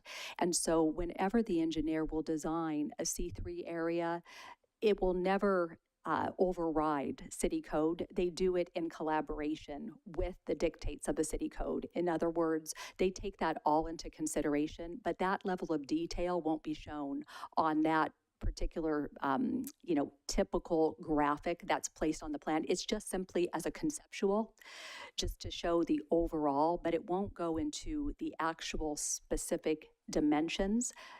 But I tell you that as we move forward in the process, those details will be included on the plan. So whatever these areas, these self-retaining areas, they will not preclude a concrete walkway through the side yard. It will not do that because that would be a violation of the code. Getting it to the gate or behind the gate would be a violation of the code. Down the rest of the side yard would be a whole different discussion. The water retention basins that are going to be on the side yards now, and I know you're simplifying this for us, but it's not just a 3-inch depression. There's gravel and everything else that has to be placed underneath that so the water drains properly, correct? I don't think, not on those. Do you want to speak to that? Let me have the engineer speak to that. Yes. Thank you. Doug Chan, I'm an in-house engineer for Jackie. And so the 3-inch depression is literally just a 3-inch depression. There's no gravel pack underneath. It's called in the C3 guidebook that the city adopted, Contra Costa County Clean Water Program. is actually the low impact part. It's part of the low impact design, and it's the preferred approach to eliminate or minimize runoff. The approach is always to minimize runoff versus creating runoff with more concrete and having to treat the runoff. So the preferred approach is to, as much as possible, retain your stormwater on site. So in the C3 guidebook, it's called low impact design. And that's one of the approach is to create self-retaining areas on the site and through different means. The 3-inch depression within the landscape area is one of them. And another approach is to use pavers instead of impervious concrete, which is what we're proposing to do. And with the street design, the pervious pavement is actually in the city's adopted green infrastructure plan. One of the means to minimize runoff, not just within any private development, actually within the city. The green infrastructure plan specifically calls out for pervious pavement in public streets. So the whole idea is to minimize runoff. Okay. And thank you for that explanation of the side yards. When I was looking at the original plans, it talked about the pervious asphalt for the streets, right? Yes. And then the driveways and some of the sidewalks are going to be pavers, which will also allow water to soak in to the ground, preventing some of the runoff, correct? Correct. The driveways will be pavers. And if I want, maybe some of the diagrams were, but I thought some of the walkways up to the individual houses were also done with the pavers, but I could be wrong. My question is, how long do those continue to work before they have to be serviced? And is that HOA going to be collecting enough money to be able to clean out all of these should they become clogged, not causing or allowing the seepage of the water? Is the HOAs going to be the one responsible for that? And are they going to be collecting enough money for that? So when we do the HOA budget, that's regulated by DRE. We have to do the maintenance budget, and that budget gets, by a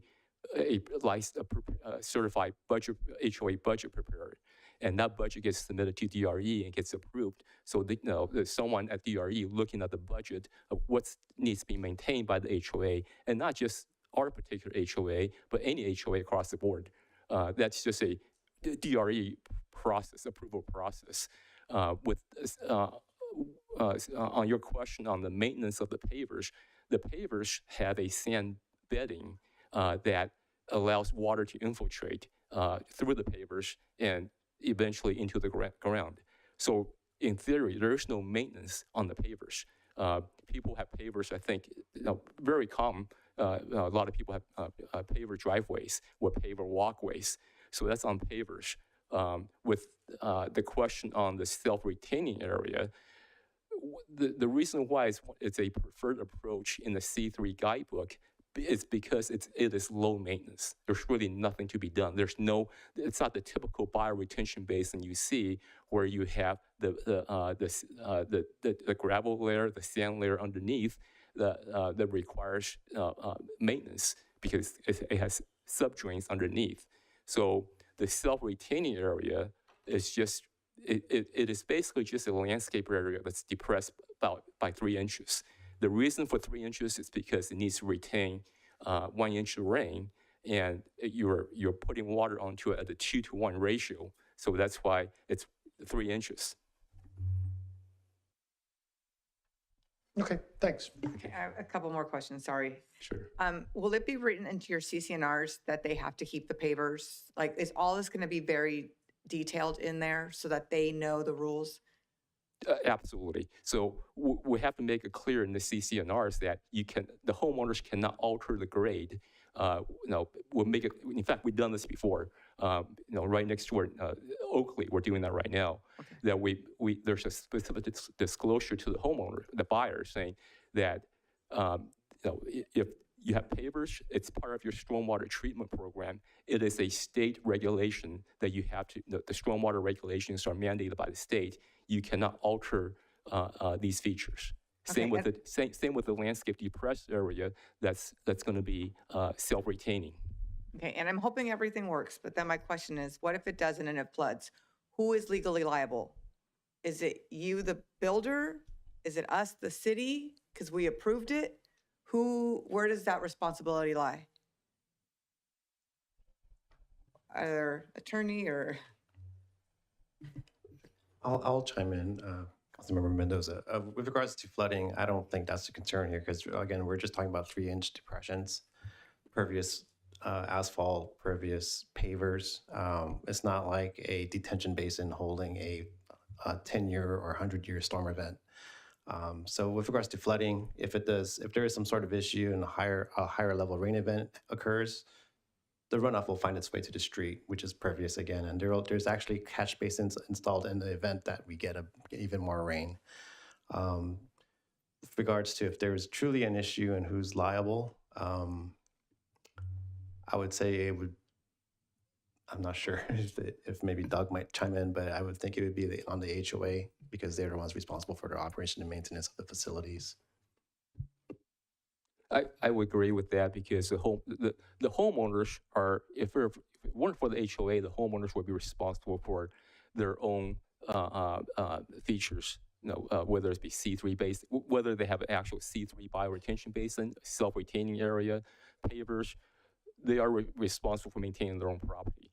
Now, the only reason in this case, because we have an HOA, so the HOA is taking on that responsibility, and the homeowners are just paying their monthly dues to the HOA. So if there's a maintenance that's required, the HOA will be doing the maintenance. Now, something to keep in mind about flooding, the C3 basins, whether it's bioretention, self-retaining, they're not designed to handle a 100-year rain event. They're only designed to handle the first inch of rainfall, which is 85% of the rainfall in this area. So we need to keep an eye in mind. It doesn't matter, regardless of what kind of C3 treatment we have. I can tell you that when we've had a lot of rain, our neighboring cities suffered. We did not, because we have the bioretention and they've done a great job at that. So, I mean, I think even the mayor brought it up, like, other cities were jealous of how we managed our rainfall and excessive rainfall. So, yeah, but I think Katie, you were going to. I was just going to chime in and reiterate what Alan had said earlier, which is that an operations and maintenance agreement will be recorded for the project, and for projects that have these large scale basins on a single lot, that would just be recorded against that lot. But for this project, where these stormwater treatment facilities will be on every single lot, those operation and maintenance agreements will be recorded against every single lot, so that everyone will know, not just the first buyer, but every subsequent buyer too will have that on their title and will be able to see the obligations in their own chain of title. So every single buyer will always have that. And is that a standalone area in their title? Because you know how you get that packet and it's like this big. How do we make sure that? I mean, because this is different than anything else we've done. And I just want to make sure that, I mean, I know it's buyer beware, but we got to make sure they know. So it'll be its own line item in a title report. In addition, you would get a copy of it when your title company pulled everything that was recorded against title, and you'll also have the CC&Rs, which reiterate it. Okay, are there any further clarifying questions at this time? If not, at this time, I will now open the public hearing. And Margaret? We'll call on the applicant first for 10 minutes. I don't know if they had additional items to add. Do you want me to go, would you like me to go over in detail any of the other project specifics of what is before you tonight? Or was my very quick overview adequate? I think we're okay. Okay. Thank you very much.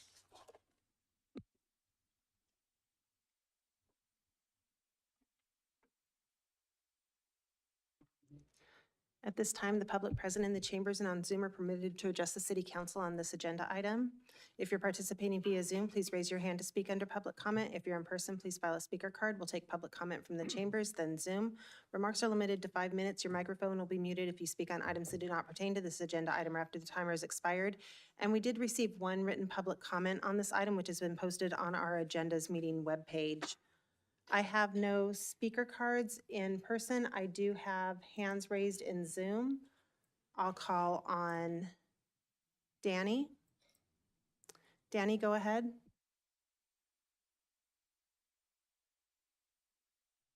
There I am. I'm assuming you can hear me. Yes, go ahead. Thank you. All right. Well, let me start off with why is it that we, the city, have to spend time and money to settle disputes between two billionaires? I made a comment to someone before the meeting started when I saw the letter from Discovery Builders, and I laughed because it's brother and sister, cousins, I don't know, but it is billionaires versus billionaires. And what's going to happen if you approve this? Then there'll be a suit. Then we get caught up in it again. Now we're spending money. I don't know if there's a solution to this, but I hope we can find one because this is not our first rodeo when it comes to CINO, no matter what DBA they use. And there was a mention when I heard creative in the beginning of the presentation, and anytime I hear the word creative, it sends shivers down my spine. We shouldn't be creative. This is the city. This is our city. Creative shouldn't even be part of the conversation. Then, of course, the good old in lieu fees. They're asking to pay in lieu fees, but then when the mayor asks, well, can you throw in an extra duet? It's no, we can't afford it. So it's okay. You don't want to build a park. You want to pay in lieu fees, but you don't even want to throw a dog a bone and build another duet. So, and if you know me, you know I'm not a fan of in lieu anyway. So we need to keep our standards. With water retention, really quickly, I don't know much about this. This is the first time I heard it, but water retention and mosquitoes always seem to go hand in hand. I don't know what the process is.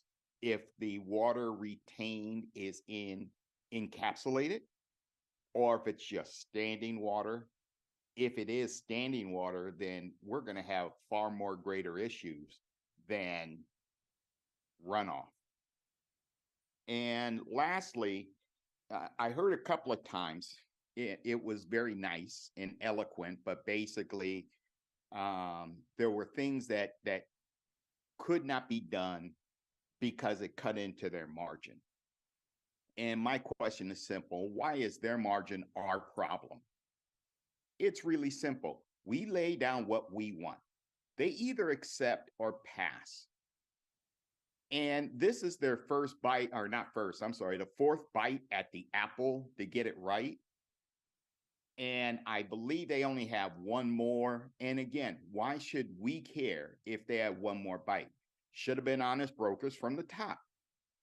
And I learned a lot from Shay.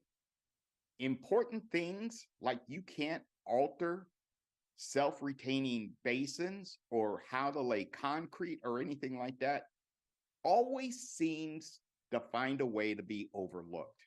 Yeah, it may be a line item, but I know from experience, going from a ground up, buying a property, there are things where it's assumed you can do it and then you gotcha.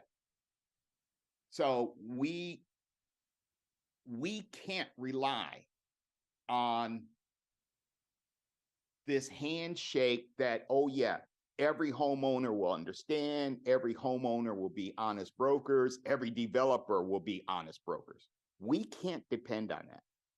And with respect, we're talking about a CINO project. Draw any conclusion you wish. Thank you. Thank you. The next speaker is Cinziana. Cinziana, go ahead. Hi, good evening. Thank you for the opportunity to speak. And can I please request to see my timer so I know how to prioritize my ideas to communicate?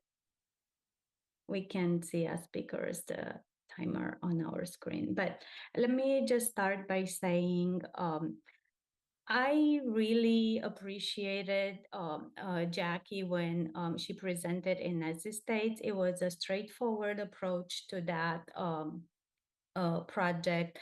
And I really thought we're dealing with a very reasonable person at that point. She's still very nice, very well spoken, but the amount of words that she had to use to describe something that should be very simple and straightforward. We're building a development with a certain number of homes, and there's no deviation from major standards that Brentwood imposes. Like, it makes me think something's off. So I would like to just throw it out there and ask the council to really, really look into every single detail and really understand what all the asphalt things and the drainage and whatever was thrown out there that doesn't make sense to common people means. And I know from purchasing several homes, when we talk disclosures in a contract, we're pretty much looking over it. If it's a more complicated transaction, we'll hire a lawyer, which we trust or not, but just for the peace of mind, and pretty much accept exactly how we accept the agreement on our iPhones. So you have the duty to protect our city, not set precedents, and protect the future residents. Because if there's issues, they're gonna come back to you. So just something to consider. And then I am very confused why we're not going with the decision that Planning Commission recommended. And we're looking at different other things that do not make sense last minute. That's another question that I just can't answer from everything I heard tonight on this project. On top of that, we need parks. Let's not accept any in lieu fees, even if it's a patch of grass. My neighborhood would have benefited from just a simple patch of grass that we can label a neighborhood park. It's an open space, it's a community space, it brings people together, and let's not give that up because it doesn't make sense. Just because Parks and Rec do not want to take care of it, even though LLADs are in place, that doesn't mean we shouldn't have a park, as small as it is. So please do not give up on that. So again, another confusing thing, why are we still talking about that shared housing? That should have never, ever even come up in the presentation today. This is the plan. Let's look at it. Does it make sense or not? On top of that, what I would like to request for this project and every other project coming up and past projects, please, in the name of transparency, request city staff to post online the final approved plans. We as residents, for instance, we struggle to understand what we should be seeing when it comes to Orchard Grove next to my house. We don't know. And I don't want to spend staff's time with emails back and forth asking what's the width of the landscaping on the side of Gracie Lane. If the plan is out there, we can read it and see it. So please ask for that for future. Thank you. Thank you. The next speaker is Leanne. Leanne, go ahead. Hi, so our property borders over a quarter of this project, which I think is more than any of the other properties surrounding the project. And so we have a few things that we think are important and want to request. One of them is a masonry wall. Right now, from what I understand in the plans, they have one drawn in around the park, but that would cut off like part way into our property. I feel like that's like not aesthetically pleasing. And also I feel like it's a big financial ask on our part as neighbors to be responsible for covering half of any like good neighbor wooden fences that may or may not need repair in the future. I feel like having a masonry wall is a lot more durable. It also provides a lot of privacy, seeing that we have all these new neighbors coming in, butting up right against our property. So the masonry wall along the entirety of our property is one thing that we would like to see. Another thing that we're a little bit concerned about is over 60% of this development is two-story homes. They're requesting to come into a very low density zoned area, and over 60% of these houses are 2 stories. I understand that for some of them being that, but I mean, our ideal request would be that the ones bordering the neighbors would be 1 story, so that at least to provide some privacy for the neighbors who are used to having, acreage around them and have bought their property, understanding that we bought in a very low density zoned area.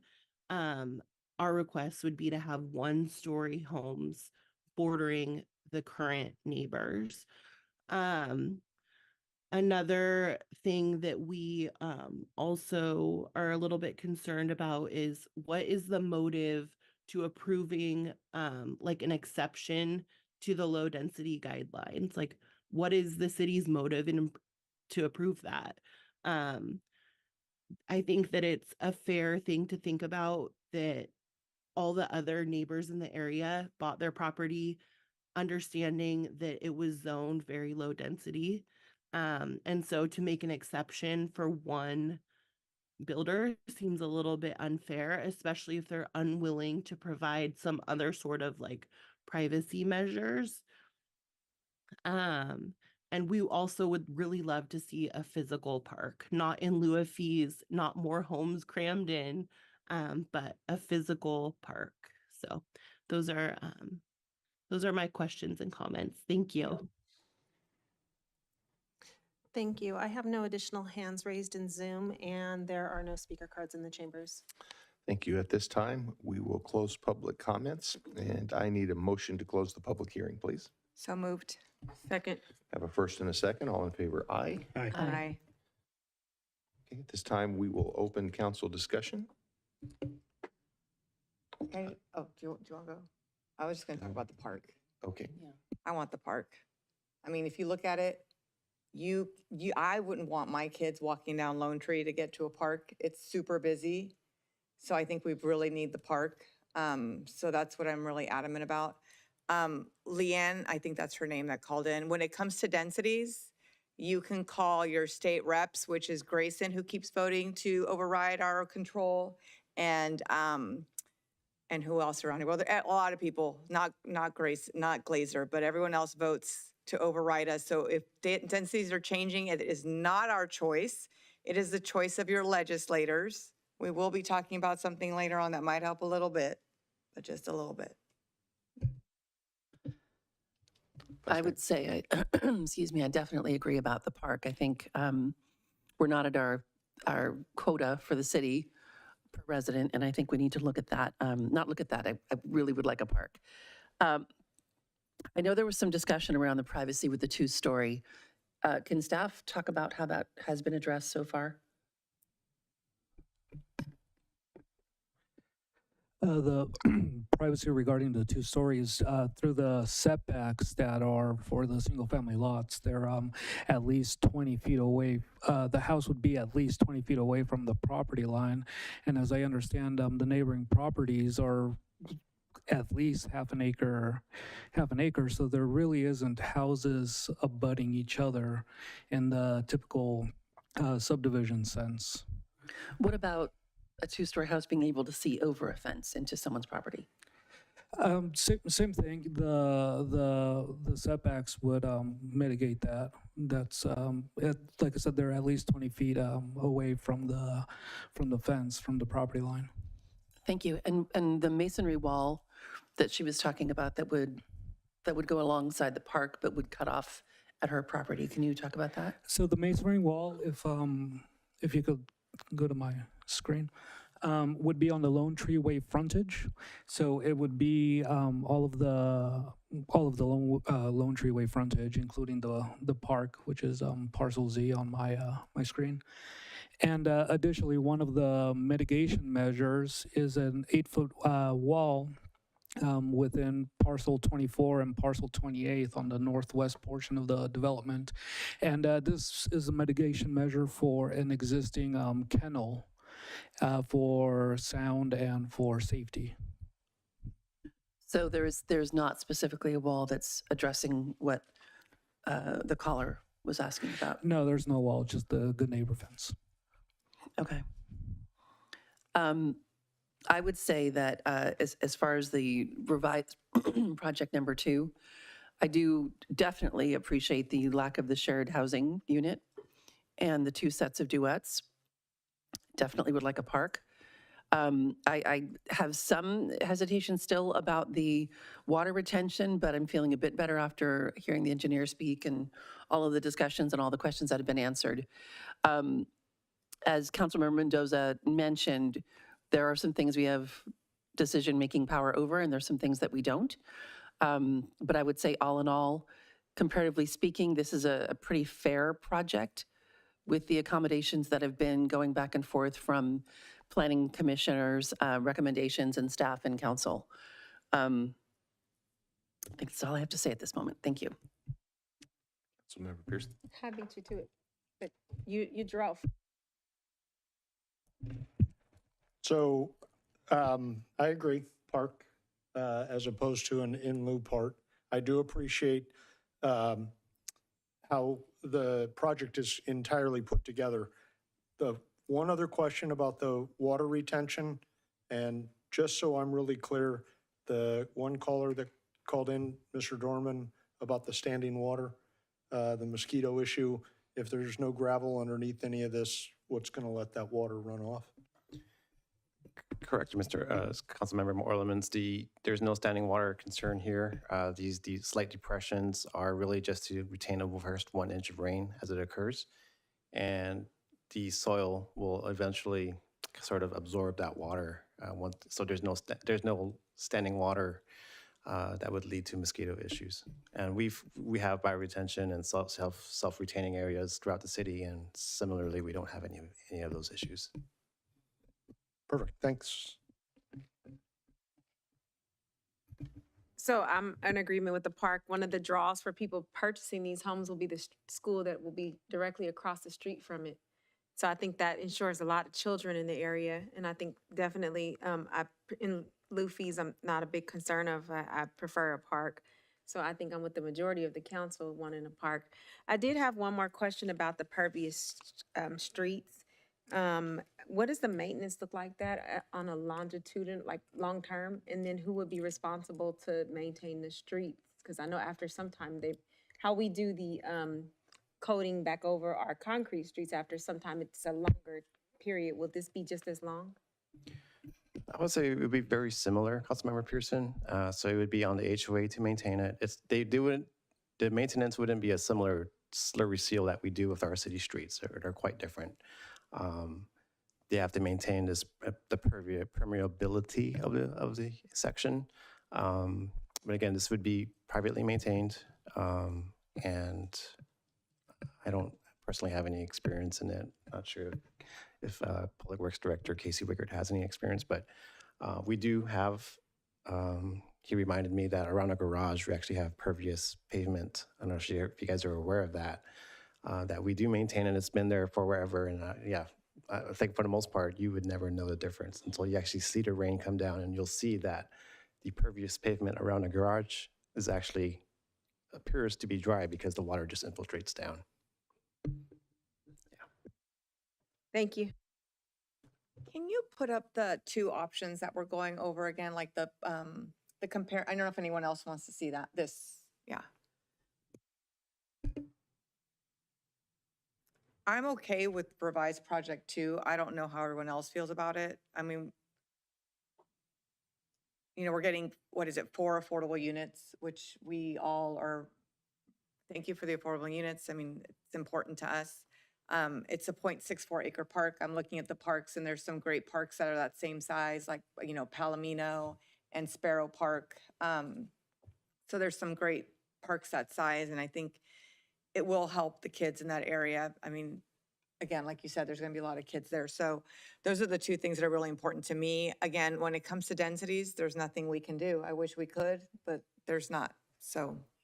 I would agree with you, and if that was a motion, I'd second it, but I know the mayor didn't have a chance to weigh in.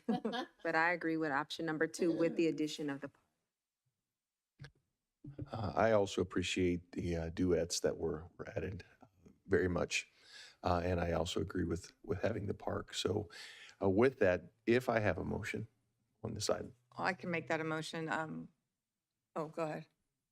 We do have 3 motions. Oh, we have 3. Could I do have a have motion 3. regarding the mitigated negative declaration? And just before you start, council member, we did bring revised resolutions for you if the council wants to see them, so you know what you're voting on, that's fine. Otherwise, if your direction is to approve revised project number 2 with the features that have been discussed here tonight, that is what's reflected in the resolutions. If you want to see the changes, we have them ready for you. And that would be 2 out of 3, where I'm changing it from the subdivision map All 3 of these will change to reflect revised project number 3 because all 3 of the resolutions currently reflect the Planning Commission version. Yep, I can do that.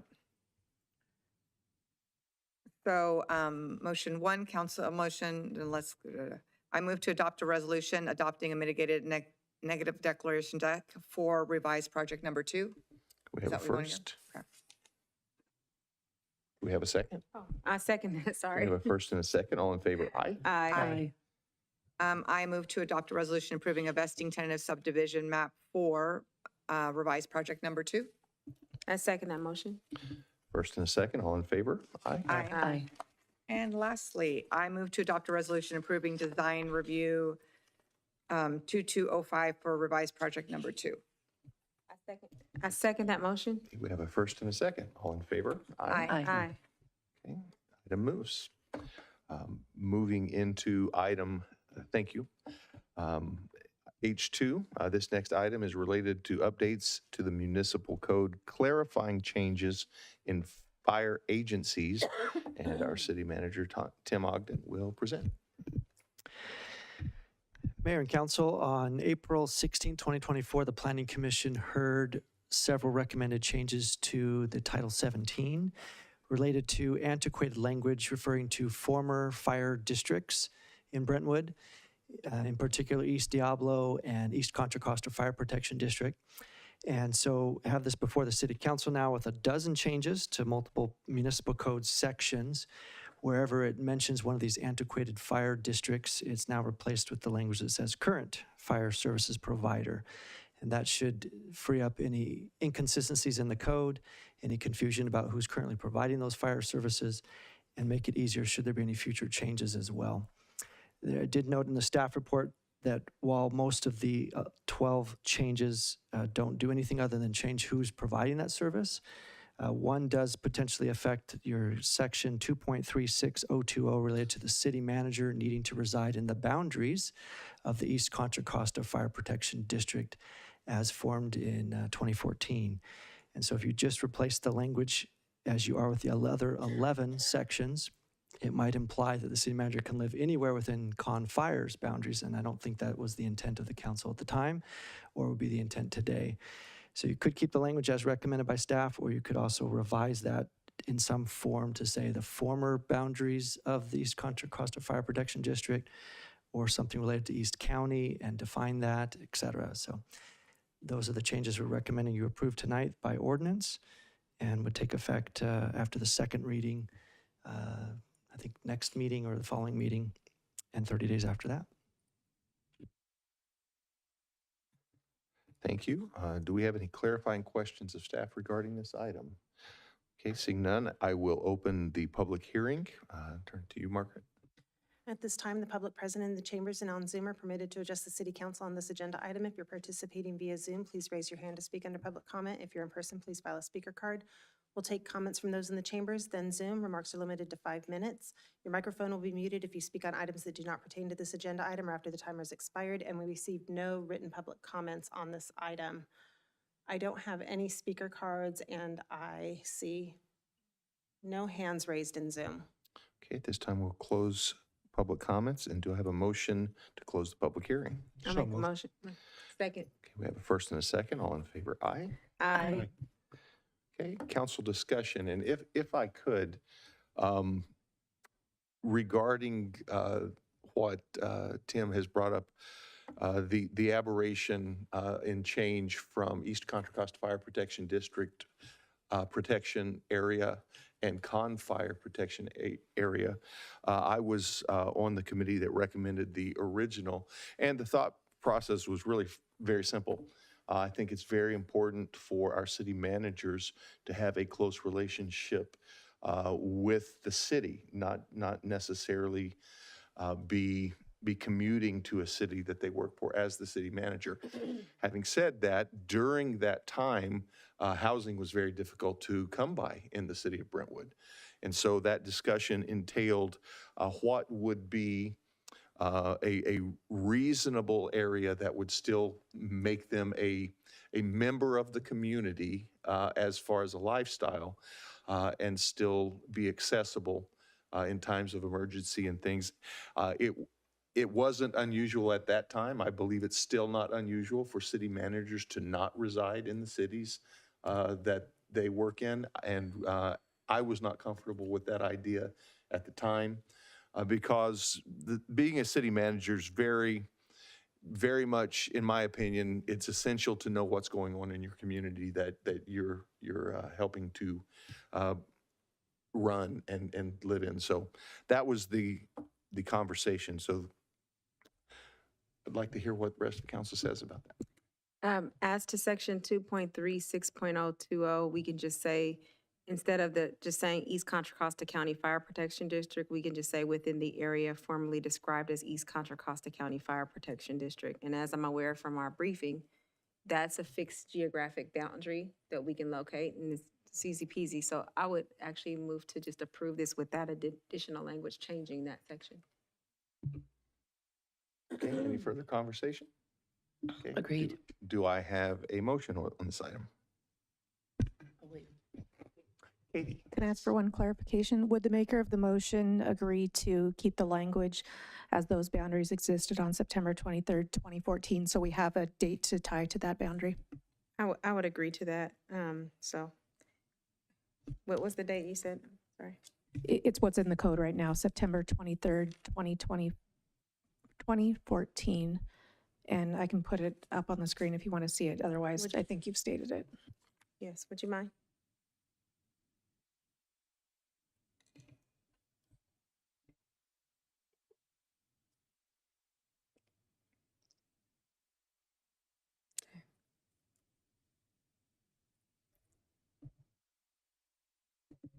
My mic.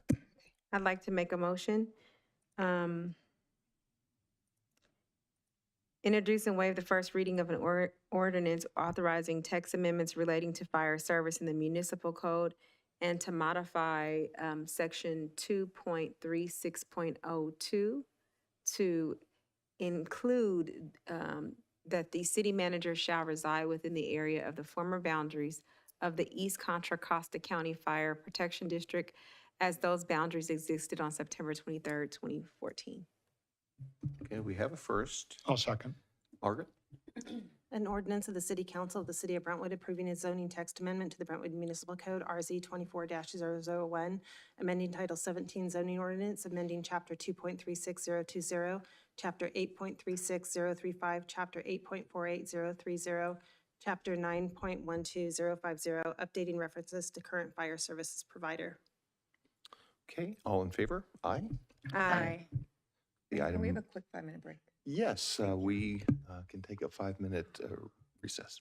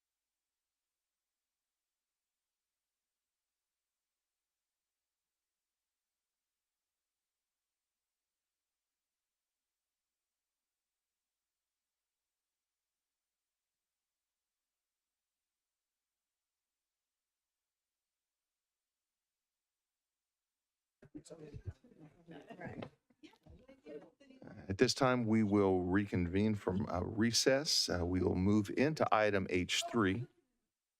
And this item is relating updates to the Parks and Recreation Cost Allocation Plan. And Stacy Dempsey, the Recreation Supervisor, and there you are, will present. Stacy. Good evening, Mayor and City Council.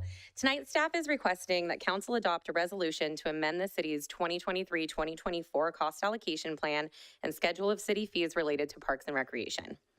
Annually, city fees are adjusted by the CPI, which this year is 3.96%. Parks and Recreation Department offers a variety of seasonal programs and facilities that typically end our season in October. To not have the CPI increase happen during the middle of that season, staff brings the proposed changes before the City Council prior to the adoption of the cost allocation plan for these changes in fees and implementation of new fees to be effective November 1st, unless otherwise noted in Exhibit A. Staff is requesting that all parks and recreation fees, except for recreation program fees and facility deposits, be increased by the annual CPI. In addition, staff is recommending that facility rentals be increased by an average CPI of the increase not implemented during COVID over the next 5 years, which ends up being 2.274% per year over the next 5 years, in addition to the year's current CPI. So for those facility rentals, it'll be a total of 6.234%. And this recommendation is in alignment with last year's staff recommendation to increase our fees gradually for facility rentals to get back up to market rate after COVID over the next 5 fiscal years, starting with this year. Staff is also recommending the removal of unused fees, including the late fee for youth sport leagues. Now that we've transitioned away from some of our in-house fees, we're just not using that fee any longer, as well as rental rates for basketball and pickleball court rentals, volleyball court rentals, and tennis court rentals. These fees were added over 2 years ago and were never implemented. There was no mechanism for the actual reservation process established, and there's no revenue projected for said fees. Also referenced in the staff report are updated picnic rental hours for the aquatics complex, the inclusion of recently adopted special event fees, the oldies but goodies program at the senior center, and information for bingo permitting, just for transparency. The full list of updated fees is attached to the staff report. And that concludes my report. I'm available for any questions. Clarifying questions of staff. I have one question. On page 252, the agenda, or is it 252? Yeah, the street closures. I see time limits on other things, but I don't see time limits on the street closures. If I close a street, can I stay there all day, or is it just a certain amount of hours? So that gets reviewed through the CERT team process with the special event permits. What we have for our facility rentals is a minimum amount of hours. And so they're going to reference municipal code as far as noise ordinances and things like that as it pertains to street closures. So there's no set maximum for the duration of the event for that time, in the same way that we have no set maximum duration of rental hours for facilities or picnics. It's just going to be determined by anything that might not fall in line with the municipal code. I just, maybe not this time, but I think we should look at a maximum. We don't want it Absolutely. closed all day. And then if you're going to close it longer, should you have to, it's a bigger burden on the city because you're losing, and then you're a burden on, sometimes the businesses don't like it. Absolutely. And so I know that that these are brand new fees that we're implementing, and I think there's obviously going to be a process for going back and reviewing what challenges have we run into with the implementation of these fees in that special event review process, and can come back with mitigating any issues that we run into with those. Okay, so should we add language about street closure hours determined by staff, maximum hours determined by staff depending on project? Just because if we don't say anything, then is it just silent on that? And then they can, well, you don't have it, so I can have it 10 hours. Infinitely. Yeah. I think that we can probably do that through, not through the actual fees, but through the rental application process and the review. So I think that's probably something that we can sort out, not related to the actual cost of the cost to close the streets. Okay, thank you. That works. Any further clarifying questions of staff at this time? And at this time, I will open the public hearing. Margaret, do we have any public comments? At this time, the public present in the chambers and on Zoom are permitted to address the City Council on this item. If you're participating via Zoom, raise your hand. If you're in person, file a speaker card. We'll take public comments from the chambers, then Zoom remarks are limited to 5 minutes. Your microphone will be muted if you speak on items that do not pertain to this agenda item or after the timer has expired. And I have no speaker cards, and I see no hands raised in Zoom. Thank you. At this time, we'll close public comments. And do I have a motion for closing a public hearing? I make a motion to close the public hearing. Second. First and second, all in favor, aye. Aye. Are there any council discussions on this item? I just wanted to thank the Parks and Rec staff. We had an ask about the street closures. You all did exactly what our ask was. And I actually specifically, when looking at the rate increases, I appreciate the fluctuating rates over years because I think it makes it a little easier and it's a softer blow to our residents if the increase is just a smaller amount over time versus here we're jumping 10% or, you know, 8% over in one year, as we've seen some other cities do. So thank you. I thought the number was incremental, and I really appreciate it. From a person who's utilized our recreation facilities, I thought it was really well done. So I just want to say thank you. I have another question real quick. I'm sorry.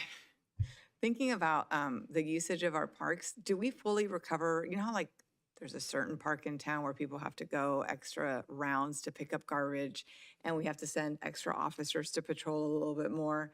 Do we recover all of those expenses?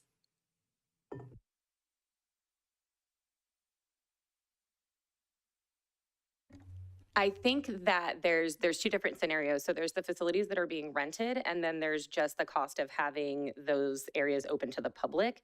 And so I think that for the rentals, what we've really tried to do is within our cost recovery goals, make sure that we're covering our costs, we're recouping those costs, and then we are adding to any sort of replacement funds or maintenance fees. But there's always going to be a portion of that we're not directly recovering through rentals because it's still open to the public. Okay, thank you. Sorry, one thing did come up during agenda review. I forgot to ask. One of the things we're removing is the cost for like the pickleball court and I think tennis. And because it's becoming so popular, my concern was, I know people seem to work well when they do their rounds, but what comes a day if someone says, we want to have a pickleball tournament, we want to rent the whole area? Will we just be relying on the Sand Creek Sports Complex and the other, where is it? By my house, Creekside, thank you. No, not Creekside. For pickleball? Yeah. Is there another pickleball area?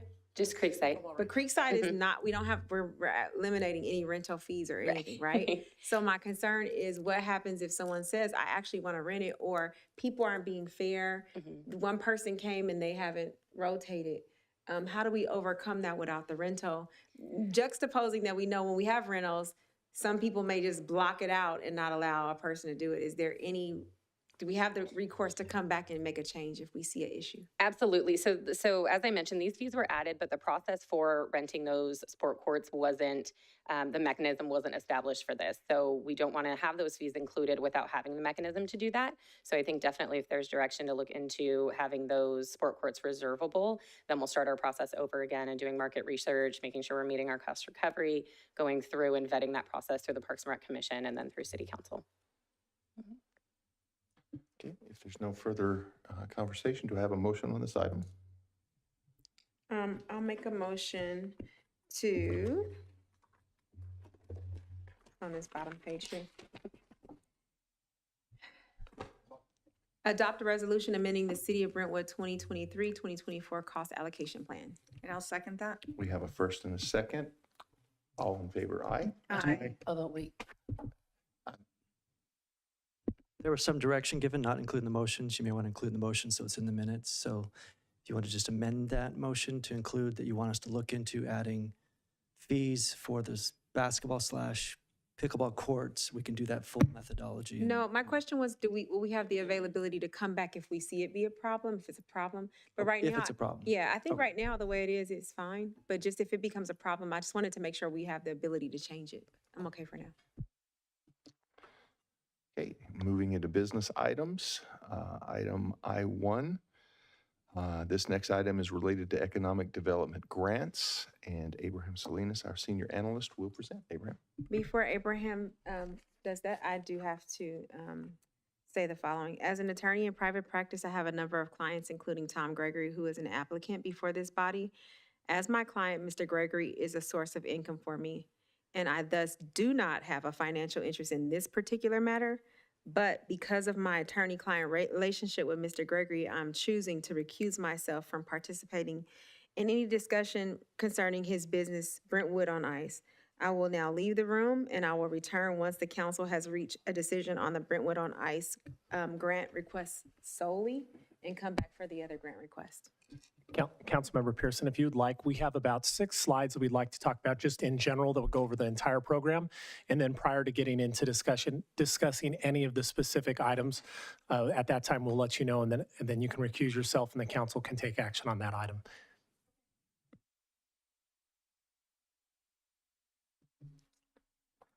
Good evening, Honorable Mayor and members of the City Council. Abraham Salinas here with the Economic Development Division. So tonight we'll be discussing the proposed funding awards for the 2024-2025 Economic Development Grant Program. I'll be providing some background and history of the business license tax. So prior to 2002, the city allocated 20% of the business tax revenue to the Brentwood Chamber of Commerce. Revenue at the time totaled about $12,000. Then in 2002, Brentwood voted to amend the city's business tax certificate ordinance, where 20% of the business license tax revenues collected were to be set aside for economic development purposes. Nonprofits, businesses, the city of Brentwood, and the Chamber of Commerce may apply annually. Then in 2013, 2 categories of funding were established, with the first category being priority projects, programs, or events that are approved on a 2-year basis, and the second category being the competitive economic development grants, which are approved on an annual basis. Since 2004, the Economic Development Grant Program has awarded over $2.8 million in grant funding.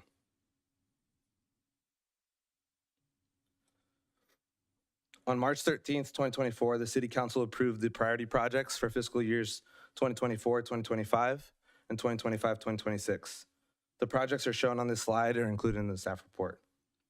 At the May 25th, 2024 budget workshop, the City Council recommended to fund the entire Juneteenth project from the general fund and not use the funding from the Economic Development Grant priority projects.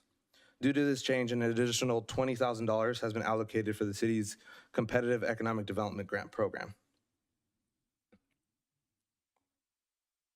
So on March 13th, 2024, the guidelines and applications were released. The materials were made available on the city's website, social media channels, and direct email communication. On April 3rd, staff hosted a virtual workshop via Zoom to provide an overview of the program, its history, and revised guidelines. 16 grant applications were received, requesting a total of $261,625 in grant funding requests. For the fiscal year 2024-2025 competitive grant cycle, a total of $142,154 is available. And on May 29th, staff proposed funding recommendations to LUD. And with LUD's funding recommendations, it will be about $5,154 in funding remaining after LUD's total funding recommendations. And we'll be diving into those details a little bit later in the presentation. And with that, we'll move on to the individual item, and Councilmember Pearson can.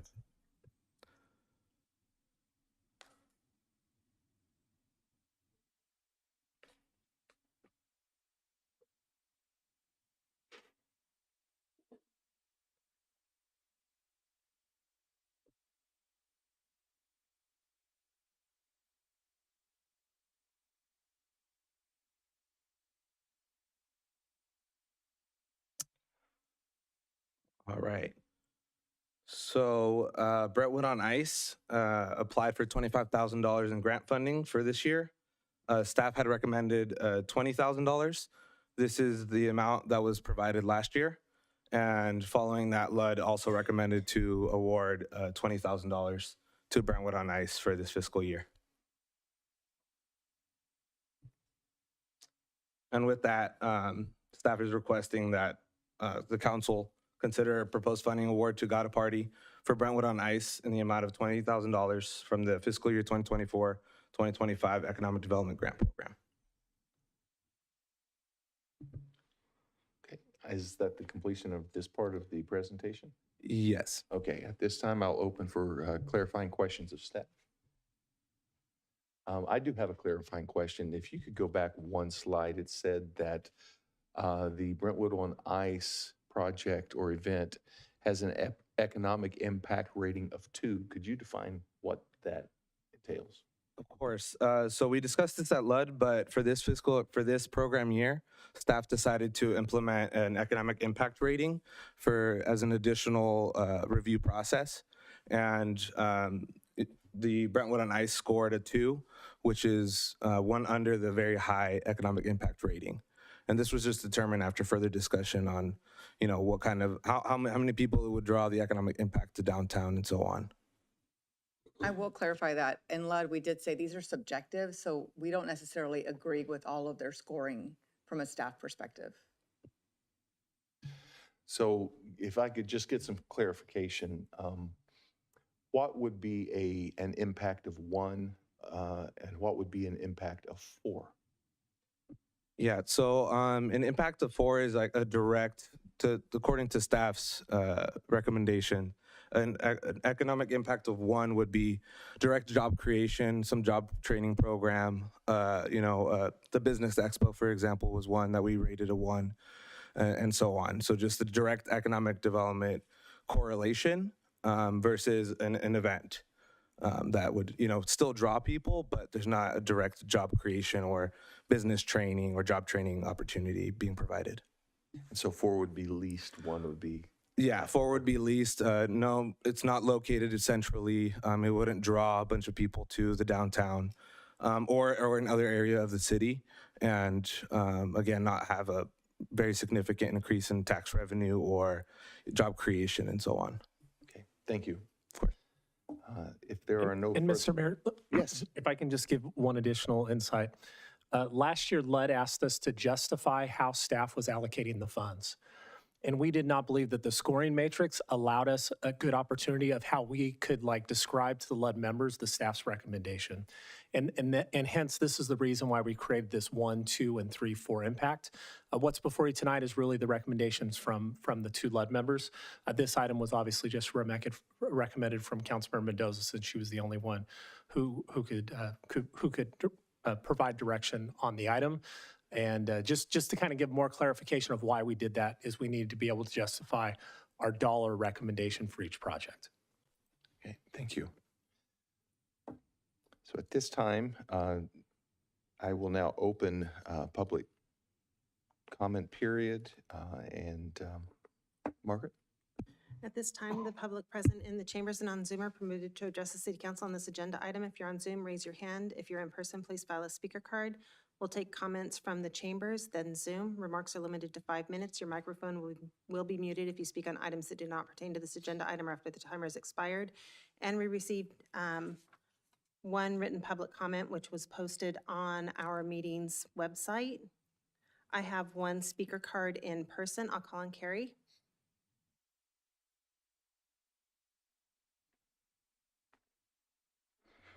Good evening, Mayor and council members. I'm here today on behalf of the Brentwood Chamber of Commerce to advocate for one of our members, Tom Gregory, and his grant for Brentwood on Ice.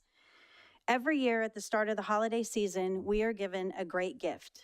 That gift is Brentwood on Ice, a place for our youth and the whole family to connect and have fun while helping with the economic growth of the community. Brentwood on Ice brings customers to our downtown to not only skate, but to also grab a bite to eat or do a little Christmas shopping at one of the local retailers. And I'm sure families are already thinking about a new holiday tradition of spending a full day downtown with shopping, ice skating, dinner, and a movie, followed by coffee and ice cream. Nothing says Main Street USA more than a downtown ice skating rink during the holiday season. So with that, I encourage, if additional funding is available, can you please consider funding Brentwood on Ice for the amount he requested so we can continue this fabulous holiday tradition? Thank you. I have no additional speaker cards and I see no hands raised in Zoom. Okay, at this time, we'll close public comments, move into council discussion on this item. Yeah, I'll go into a little bit about why we did the 20. It's, first of all, it was staff's recommendation. And actually, it was Tom himself that came and told us he was going to be asking for less and less every single year because he was becoming more profitable. And I actually called Karen to confirm because I was a little, I vaguely remembered it, but she has the best memory. So that's why we went to the 20,000. We felt like a lot of it, when you look at his application, a lot of it is sunk cost. He already owns a lot of the stuff that he's listed as expenses on his sheet. So it's already owned. We already kind of funded that over the last few years. And we gave 20,000. It's about, 25, 20, 25, 20, 22. And we thought, I thought 20 was a fair amount. And then that's what staff recommended. Councilman Orleans? So my understanding, the economic grants are in place to help develop economic growth within the city.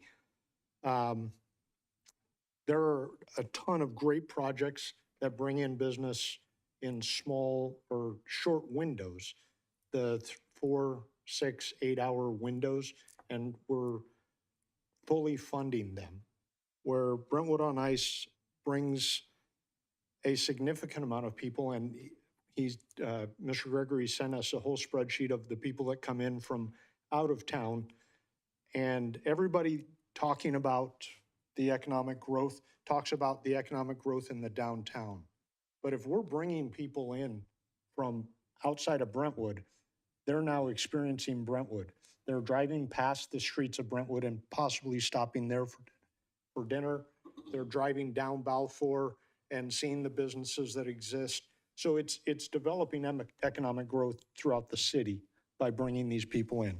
Everybody else does it by bringing in, Oktoberfest being a great example of what 15,000 people come into Brentwood that one day and experience Brentwood for the first time. Brentwood on Ice does it over an 8-week period of time, exposing people to it, to the city of Brentwood, helping to develop the economic growth for Brentwood. There was 5,100 and something left over in the budget, in the grant money, and I proposed that we would give that to Mr. Gregory and make it the 25,000 that he had requested. Mayor? Thank you. I, of course, used to be on LUD and really enjoyed being a part of this discussion. And obviously, the grant is intended to bring in economic development and to help businesses develop and to help jobs and all of that. And I think one of the things that I do recall the statement about reducing the amount that he was going to be asking for year to year. And one of the things to keep in mind too is that there are, like, for example, the DBC events and the chamber events for that matter are nonprofits. And this is a for-profit. And I think that's a distinction that's important to make. I think what Tom Gregory is doing is fantastic. But I also know that typically every year, every penny is spent. And if there is a rollover, it is very definitely spent the next year. I don't have a problem with a rollover. And I think given current and past years, that 20,000 is fair, especially considering the staff recommended that as well. I will say, it was brought to my attention, and this is an uncomfortable conversation, but he has said some negative things about the city right now, like we're trying to take advantage of him. And I was a little bit shocked by that because I hope he doesn't. I would think $20,000. I would be happy if I got $20,000. So I just hope that he honestly doesn't believe, I think Darren's name was mentioned in these posts, like Darren loves the downtown and he'll do everything for the downtown. And I just, we're just giving him what we've given before. We're following his own thing about giving him less. We've talked about this dais on for-profits are different than nonprofits and how do we wing stuff off. Miguel listened to that. Miguel is taking less and less every single year because he's a for-profit. So and then we can find, how do we give this money to a new event that wants to come up and do something? So I thought that that's the discussion we'd had about for-profits versus nonprofits. I'm just a little taken aback because he had a very successful 2022-23 ice rink with $20,000. So the other thing is, I understand you're referring to the Oktoberfest, and I get that, but the only reason that DBC asked for more money is because now we're charging them for police, and we used to not charge them for police. If we don't do that, the event goes away. And I don't think that's, and when we were making our decision, residents and what they want comes into play. They want the Oktoberfest. To them, that's like the new Corn Fest, right? Like, so if we take away October, if we don't fund it, it's gonna go away. And the other thing about the DBC versus them, because I mean, it came up, is they have like a slew of events. They only ask for one event. So I think they do a lot with the money they have. And I think if it was up to them, they might not even do Oktoberfest the same way they do, because I think they take on more than they would like to. But I think 20,000 is very generous. I've never heard that he doesn't make money doing it. Like if he was running at a loss and he showed us like, hey, I'm running at a loss, but I just haven't heard that. And again, we've given $20,000 and he's run a very successful event. And we have to decide, like, are we going to treat for-profits and nonprofits differently? Because we've had those conversations before. And so what are we going to do? Like, are we not going to change it? I would rather, keep helping our nonprofits. The for-profits, they start learning how to make the money, right? And getting their sponsors and doing their thing. They wing off, and then we find new organizations or new events that even these same organizations might want to have. But it's about increasing. We're doing the same thing over and over. And and the other thing is, Tom Gregory said 2 years ago, he wasn't going to do the Brentwood on Ice anymore. I mean, he said that here on the dais. So I don't know what's even going on with him doing it or not doing it. I hear something that he is, and then he's not. And I mean, I don't know, but he said that in this chamber as well. So I guess I'm a little bit confused, and I thought $20,000 was generous. And I'm no argument. $100 or $20,000 is a significant amount of money for any organization. I know POW being a nonprofit and many other nonprofits do take advantage of Brentwood on Ice when it exists, and they don't get charged for those events to host them. So he is helping nonprofits within the city. I don't disagree with the 20,000 is a significant amount. And if we were having to take away the 5,000 from another nonprofit, I would see how that would be a legitimate concern. And actually, I'm fine giving money. I just think we as a council need to decide, what are we going to do, right? Like, so I mean, we have the 5,000, right? We have it. But I think there's a bigger conversation to be had. And maybe that's when Patanisha comes back out. Like, how do we want to manage these events for-profit versus nonprofit? Do we want to treat them the same? Do we want to treat them different? I just think it's something we've talked about, and it's hard because councils change, right? So it's like, we've talked about it before, but I think we really need something documented of like, how do we feel about it? And what do we want to do? And the other thing is, again, we love the ice skating rink, but all the other events are free. This event, our community can't go to if they don't pay. Everything else everything you guys do at the Rotary, everything that DBC does, it's free. Kids go trick or treat for free. So that's the other aspect. Even Day of the Dead, you walk in and it's free. You can go enjoy an event for the day. So this is the only one where you have to pay. It's a pay to play. I can't go in unless I pay. Our kids can't do it unless they pay. So.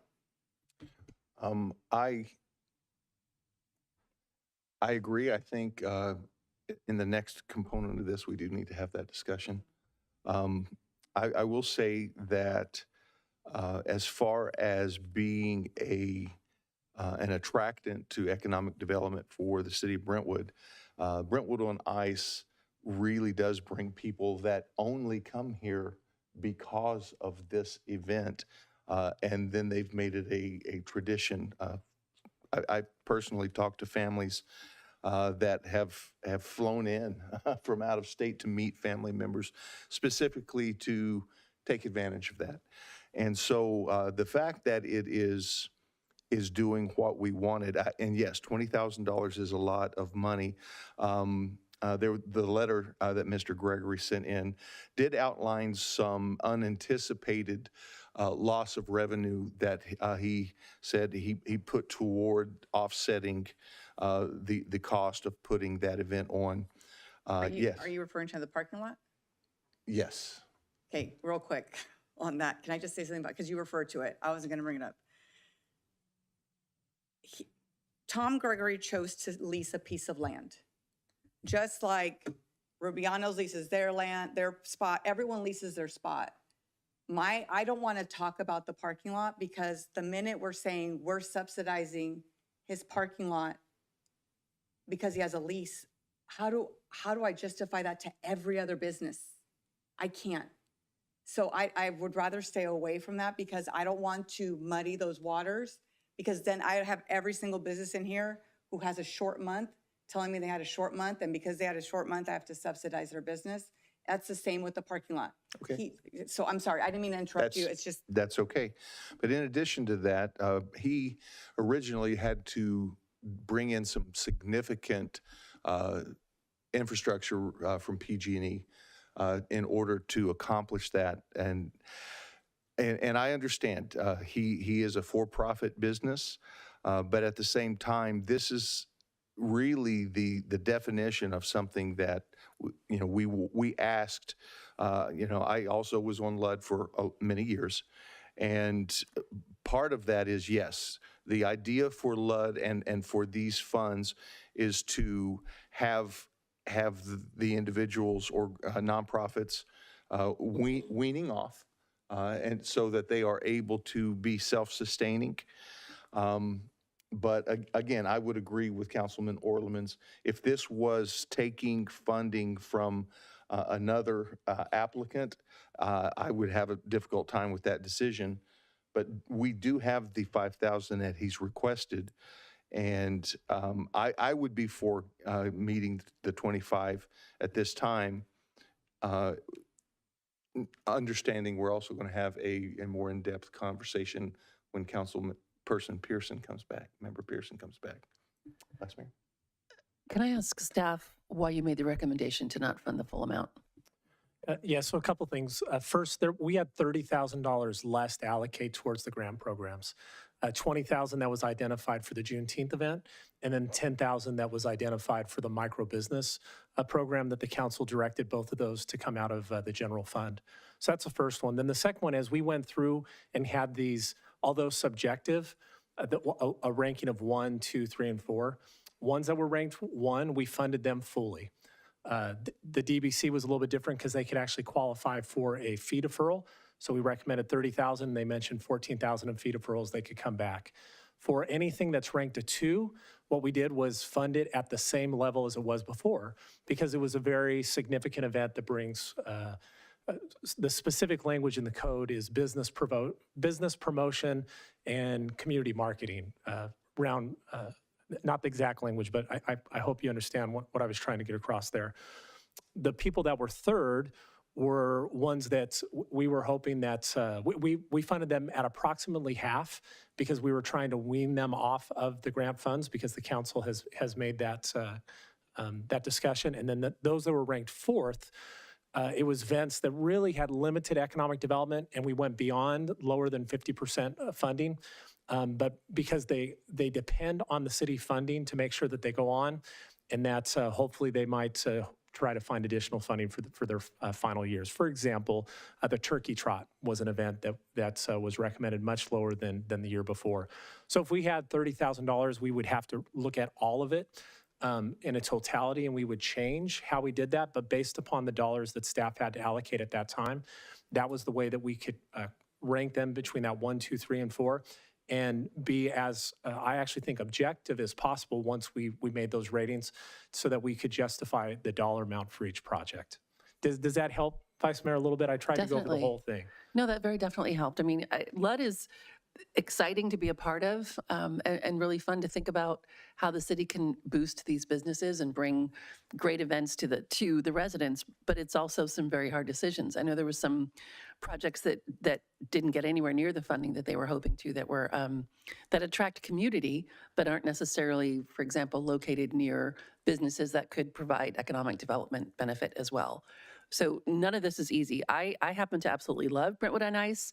I have to admit, I've never skated there because you don't want to see me on ice skates, much less roller skates, anything like that. I don't do it. But I do enjoy walking by and watching, because obviously everybody loves it. I would propose a split down the middle, just because I think it's a point that we have to have this discussion. We have to decide if we're going to do that, the idea of reducing amounts. And he got 20 last year, is that right? He got 22. Can we do 22.5 again? And I only say that for the sake of compromise, because obviously it's a great event. Obviously the city and the residents love it, but we do have to really start thinking about what precedent we're setting. And I think in this case, the way Darren described it was very logical how this decision came about. There were some people that were very unhappy with the results of lead. We've seen it. They think their events really deserve the investment of the city. And while they might, for the sake of community, this is more about economic development. Obviously, Tom Gregory does a great job with that. I'm suggesting the 22.5 for the sake of finding a compromise. So there's the two for-profits, right? I mean, Brentwood on Ice is for-profit. Day of the Dead is a for-profit. And Day of the Dead did what we said, right? They asked for less, and we actually gave them less than we asked. So if we're going to give Brentwood on Ice more, I think we should give them, because in my mind, we were doing the kind of the same thing. So if we're going to give one more, I think we should give the other one more as well. When we get to that conversation. But if we only have $5,000, we got to discuss if I only have 5,000, I got to discuss the 5,000 and why I would not say yes to the whole 5,000. So now I'm like, you're saying that, and that's what prompted me to think about it. So maybe a split down the middle, 2,500. So I watched the lead meeting when we were originally, when you guys had to wrestle over this up here by yourselves. And I do empathize with the fact that it's not an easy decision. And out of all of the events that are held, is there any other one that employs people within the city of Brentwood while they're running? I mean, he has employees working for him, which also in turn gives economic development. While he's running Brentwood on Ice, he's actually employing some of our youth and kids to help work at the event. And but if it's economic development, I mean, and I don't mean to interrupt you, I'm sorry. I'm like, no, even like, you know, the grocery outlet owners, all of those owners, they love Day of the Dead. They love it. I mean, they're like, they are so busy on that day. It's crazy, the amount of money they crank, right? So it's like, it's not only that shopping center, but like everyone on Brentwood Boulevard gets exposure that they never get any other time, because everything happens. I mean, we love downtown, but everything happens downtown. So that means I would be willing to split the difference. And if we're going to, and then we have the conversation for next year, and like, let's set the groundwork of how we're going to deal with the for-profits going forward. so during the lead meeting, Darren, you had mentioned something about, wait a minute, this might be a conversation for later. You had mentioned something about not giving or not granting money over what the ask was. That is correct. So I would, and none of what's currently proposed is more than what was requested as part of the grant application. And I would not recommend that the city council authorize funding more than what was requested by the applicant. Why? Partially, every single application was due on a certain date. And so the way that staff holds them is we take those applications, we review them, we score them based upon the information. That would then basically give an opportunity for an applicant to see what else is out there and then request funding based upon what everybody else funded. So on a staff level, we would not recommend that. The city council, obviously you have the discretion. Where I'd warn you is I think that in future years, you might have projects that try to compete against each other at a council meeting. And every single project that's before you is a worthy project. Yeah. And the last thing that I think that we want to start in the community is to have projects start pitting each other against a project. So did that answer your question, Councilmember Orleans? Yes, thank you. And then But at the just, same token, the Day of the Dead, they did what we asked them to do. Tom Gregory did not, right? So it's like we're rewarding, we're saying, you behaved the way exactly we wanted you to, too bad. And you didn't, but we're still going to reward you anyway. could I ask, Abraham, do you have the list of how much funding was received in the past years so the council members can see that for the past events? Yeah, I'd have to go into the May Okay. 29th staff report. Great, let me look for it. It'd take me a while. I just want to make sure if the council wants that information so you can understand how much was given last year, some other ones, and what they're requesting this year. I actually have that. I have that list, that funding summary.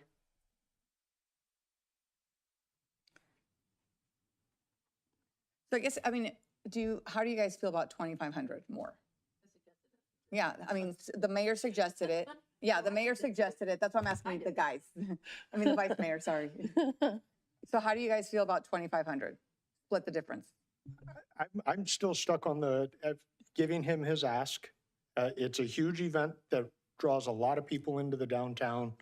It does everything we're asking economic development to do. It does it more so than any of the other projects, in the sense that it actually employs people. And it gives people jobs, which is exactly what economic development is.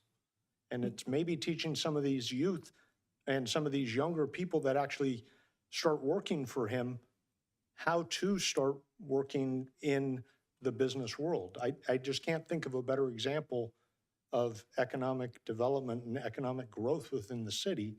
And I would recommend we fully fund what he had asked for. I'm feeling good about splitting the difference. Okay, so I guess, Mayor, what do you feel? Well, I would love to see him get what he asked for.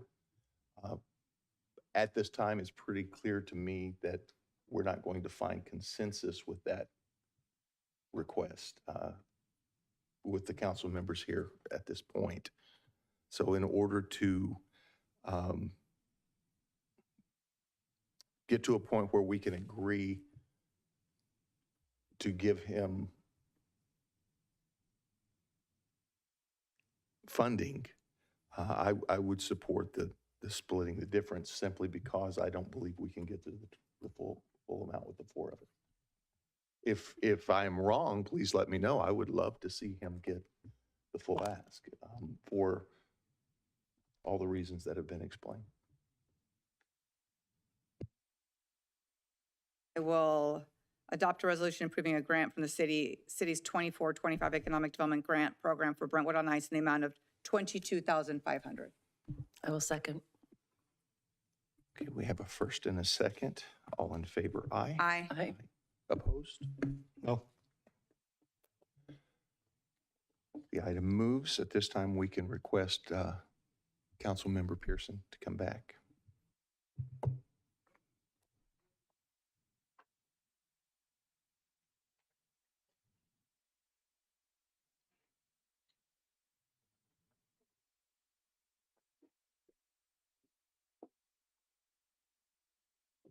Did you miss this? Did you miss this? Okay, at this time, Councilmember Pearson has rejoined the meeting. And could we get the staff report regarding the rest of the items? Just share my screen. Thank you. All right. So the full list of the proposed funding awards for the fiscal year 24-25 are included in the staff report. 7 of the 16 grant awards are shown on this slide. It also includes staff's as well as LUD's funding recommendation amounts. The eight remaining proposed funding awards are shown on this slide for a total of $117,000 as recommended by LUD. This year's grant applications, funding summary, rationale for staff's funding recommendations, and additional program details are included in the staff report for the special LUD meeting held on May 29th.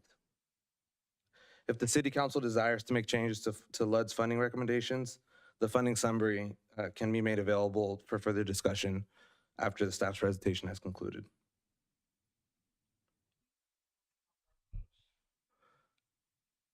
They're in the staff report. I mean, on 2 pages, it's a big list, but at the end, I have it on the Excel spreadsheet as we had in LUD. Do you mind pulling that up? So that, I mean, if they want to go through anything? Yeah. I mean, unless you guys don't, it's up to you. Oh. It's okay. I just have the one last piece on the guidelines. Thank you. All right.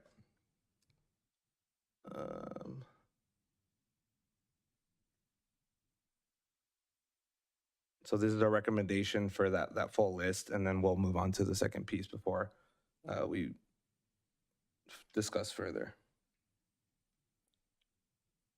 There we go. So on March 14th, 2023, the Economic Development Grant Program guidelines and application were updated with the intent to streamline the grant application process and establish more objective scoring criteria. Staff discussed moving some of the reimbursement requirements from the guidelines. However, staff inadvertently failed to remove 2 requirements from the previously adopted guidelines. These requirements, which are not included in the current guidelines, are the detailed expense report and payment documents. These changes were discussed during the May 29, 2024 special LUD meeting. LUD also recommends the City Council remove these requirements from the fiscal year 2023-2024 Economic Development Grant Program guidelines, so they align with the recently adopted 2024-2025 Economic Development Grant Program guidelines and application.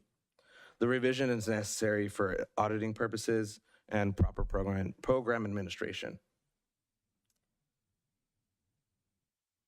So our recommendation tonight is to consider the proposed funding awards for the fiscal year 2024-2025 Economic Development Grant Program in the amount of $117,000 and approve the fiscal year 2023-2024 reimbursement process. So that concludes staff's presentation, and we're available to answer any questions. Clarifying questions of staff? Okay, seeing none, at this time, we'll open public comments. Margaret? At this time, the public present in the chambers and on Zoom are permitted to address the city council on items that are on this agenda item. If you're participating via Zoom, please raise your hand to speak under public comment. If you're in person, please file a speaker card. We'll take public comments from those in the chambers, then Zoom. Remarks are limited to 5 minutes. Your microphone will be muted if you speak on items that do not pertain to this agenda item. And we received 1 written public comment on this item that's been posted on the meeting's webpage. I have 1 speaker card in person. I'll call on Carrie.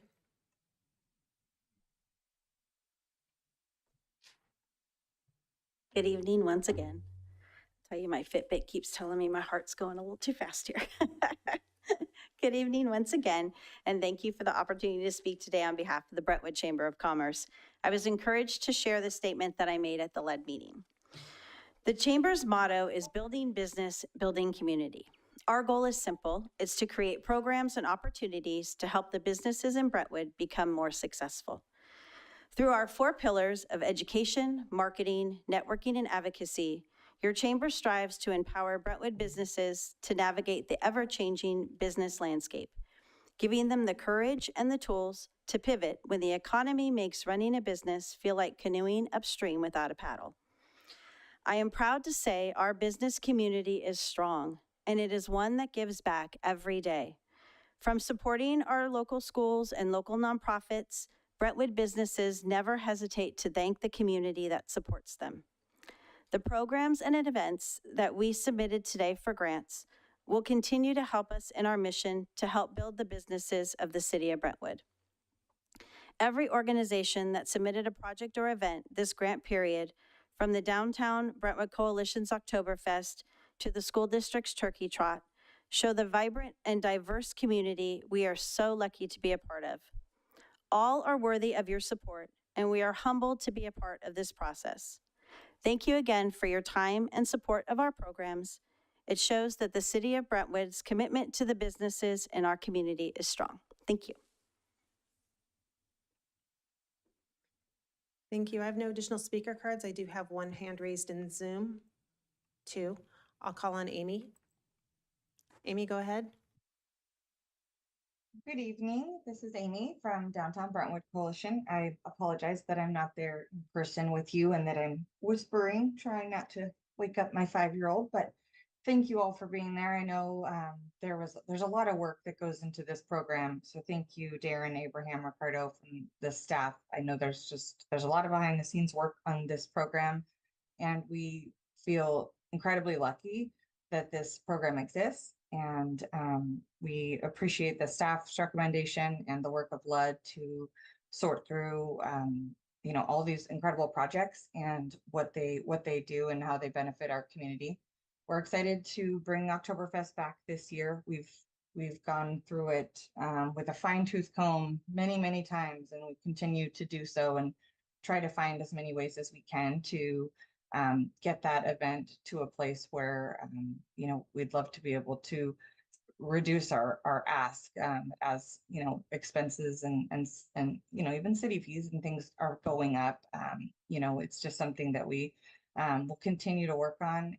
I think most of you know that we work really hard on gaining sponsorships and finding as many unique ways as we can to raise money to make that event a really high quality event that makes the city look awesome, right? We want the city to just really shine, and we hope that that everyone feels that way about that event. And it also this program helps us to have some flexibility in the programming that we do throughout the year. We try to be reactive to the needs of the businesses. For example, when the retailers are struggling, we can quickly activate a retail focused event, and so we're doing a many number of events throughout the year, the hometown nights that are coming up in a couple of weeks. That's something new, and it's to celebrate the theater opening, and it's to celebrate our nonprofits and our nonprofit partners, and just being able to get some help from the city, substantial amount of help with Oktoberfest really allows us to be able to put together these other economic development programs that we're doing year long. So we just want to say thank you. I don't want to take any more of your time, but we really truly appreciate the council and the staff and the LED committee for putting together this program and just the time and consideration. So thank you all very much, and we'll see you guys soon. Thank you. The next speaker is Peter. Peter, go ahead. Good evening, Mayor Bryant, council members, and staff. Peter Jakeway, president of the Downtown Brentwood Coalition. And I just want to take a minute to say thank you for the considerations ongoing for Oktoberfest. As many of you know, it's a massive project, and it takes a lot. We all know as our board that this LUD is not an easy decision. There's a lot of wonderful events that we fully support as well.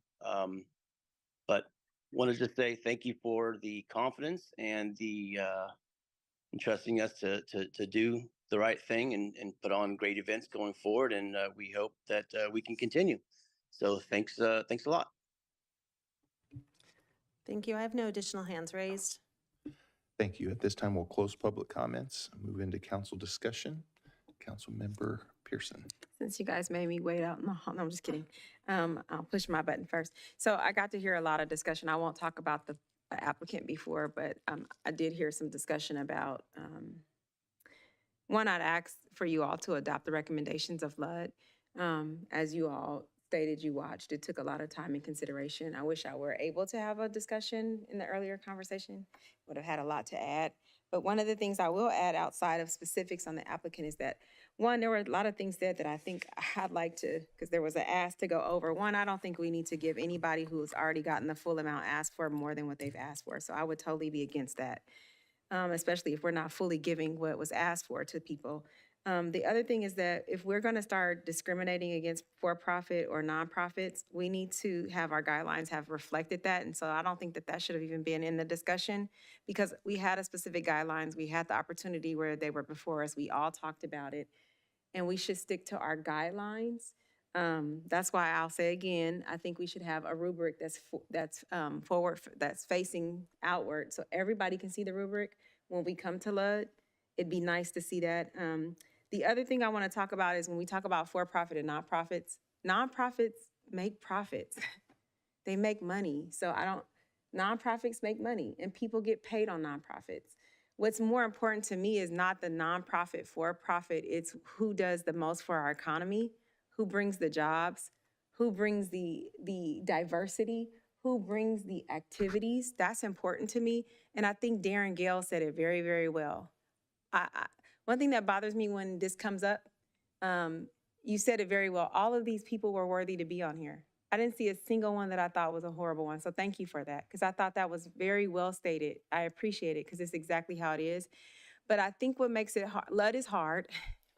It's not, it's fun, but it's hard. It's one of the funner committees next, well, PAL's the funnest, I always say that, but LUD is the second funnest. But one of the things that makes it hard is I wish we can stop doing is comparing events with one another. I don't think we can do that. One event is, because of the diversity of the events, I don't think we need to compare applicants. I think we just really need to look at them on an individual level and make a decision on that, not comparing one or the other one.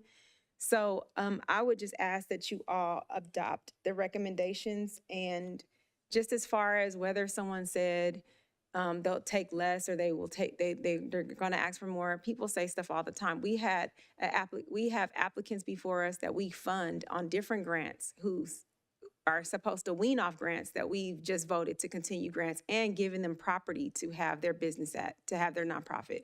I won't talk about specifically who that is. I think we know. But so like, why does it apply to some and not the others? I think more importantly, let's look at the scores that the staff did. Let us specifically talk about our scores that we come up based on what the applicant looks at. And let's talk about the scores and what the economic impact is. And based on that, I think that we were very fair in what we offered at LUD based on the economic impact. And that's why I would ask you three other lovely people to adopt our recommendations. Thank you. I have some comments before we move on. I think the hard thing too is we moved away from where they have to give us all their paperwork to see what happens. Because the hard part is I want as many events as possible. I would like events all the time, all around town. And there's no mechanism anymore to say like, okay, you're 100% funded. Like there is no way for me to know who is and who isn't. And that makes it very difficult. And I know it's hard, but it's almost like, are we doing like, it's like a P&L, right? Did they gain or did they lose? And how, I mean, I don't know. So Councilmember Mendoza, to answer your question, that actually, we did not have that in the past. We now have that. Okay. So now as part of the final reimbursement agreement, they have to provide us a detail that's, we don't, in the past, what it was is a reimbursement. So literally you had multiple staff inside the city that were looking at every single receipt, invoice, check cash, check register, credit card statement demonstrating that they paid certain vendors. That's what we removed, but now they have to tell us how much money they made for the event on an annual basis and how they're expending those funds. The problem is we don't have all of the reports yet because we're not through this program. Next year, we'll be able to report back for an applicant who received a grant in 23-24. We'll be able to provide you the report that demonstrates how much money they did or did not make on the event. It's not every single line, but it has a variety of different items that are part of a P&L, so that the city council, LUD, can look at an event and say, oh yeah, look at it made $20,000 or it lost $20,000. And so I actually believe the program that the council adopted actually provides exactly what you're asking. It's just not the detail of exactly every single person was paid, how much they were paid, a vendor, how much they were paid. And, you know, honestly, we would get phone calls of people saying, hey, we didn't get paid, yet you're providing them a reimbursement. And I don't feel like that staff should be in that position to try to determine if it was or was not paid. This way, we actually get, it's not exactly a P&L, but I think it's very close, and we can always update the next go-around. So maybe when we get all those forms in LUD, we can review those and go, okay, these were profitable, these were not. And then the second, and it's not to be discriminatory against profit and nonprofit. It's just, I always just assumed, I don't know why, it was a focus on nonprofits is what I've always thought this program was, even before I was elected. So I think we need to sit down and decide, like, what does it look like? Who are we funding? You know, like you're saying, like the rubric, like what exactly is it that we want as a city? You know, because we were saying more points to people doing things away from downtown, right? Because we have so many things downtown. So I think that's important to get to because I don't see it as discriminatory. I just thought that's the way we were heading down. We've been talking about that for years and we just haven't gotten there. But I think maybe it's something that staff can put on an agenda so that we can really discuss this program, read the ballot language, and really come up with rules that meet what the ballot said we were supposed to do, what the citizens of Brentwood voted for when they came up with these funds. I think that it's almost like getting back to the basics because I think we've probably moved so far away from what the original idea might have been. So, yeah, and I don't think we need to overfund anyone. I think that, you know, people are doing what we asked them to do, and I appreciate that. But yeah, so it's a lot of work and it's stressful, and I would love to give everyone all of their money all the time. I just don't have it. I guess one last thing I would say is that the original program branched off of, I guess, what you would call specific funding to the chamber, which is a nonprofit. And maybe that's where the mindset came from. I don't know. It did for me too. I think the chamber is still such a big part of this and luckily has received consistent funding over the years that have led to some really good events. So I think that's in my head. I agree. It's not a us or them. It's more like that's kind of the foundation of it. Okay, with that, do I have a motion? I'll second your motion. We have a first and a second. Does this motion include the addition of the funding amount for the, well, overall, there was a recommendation from staff that does not include that in the presentation.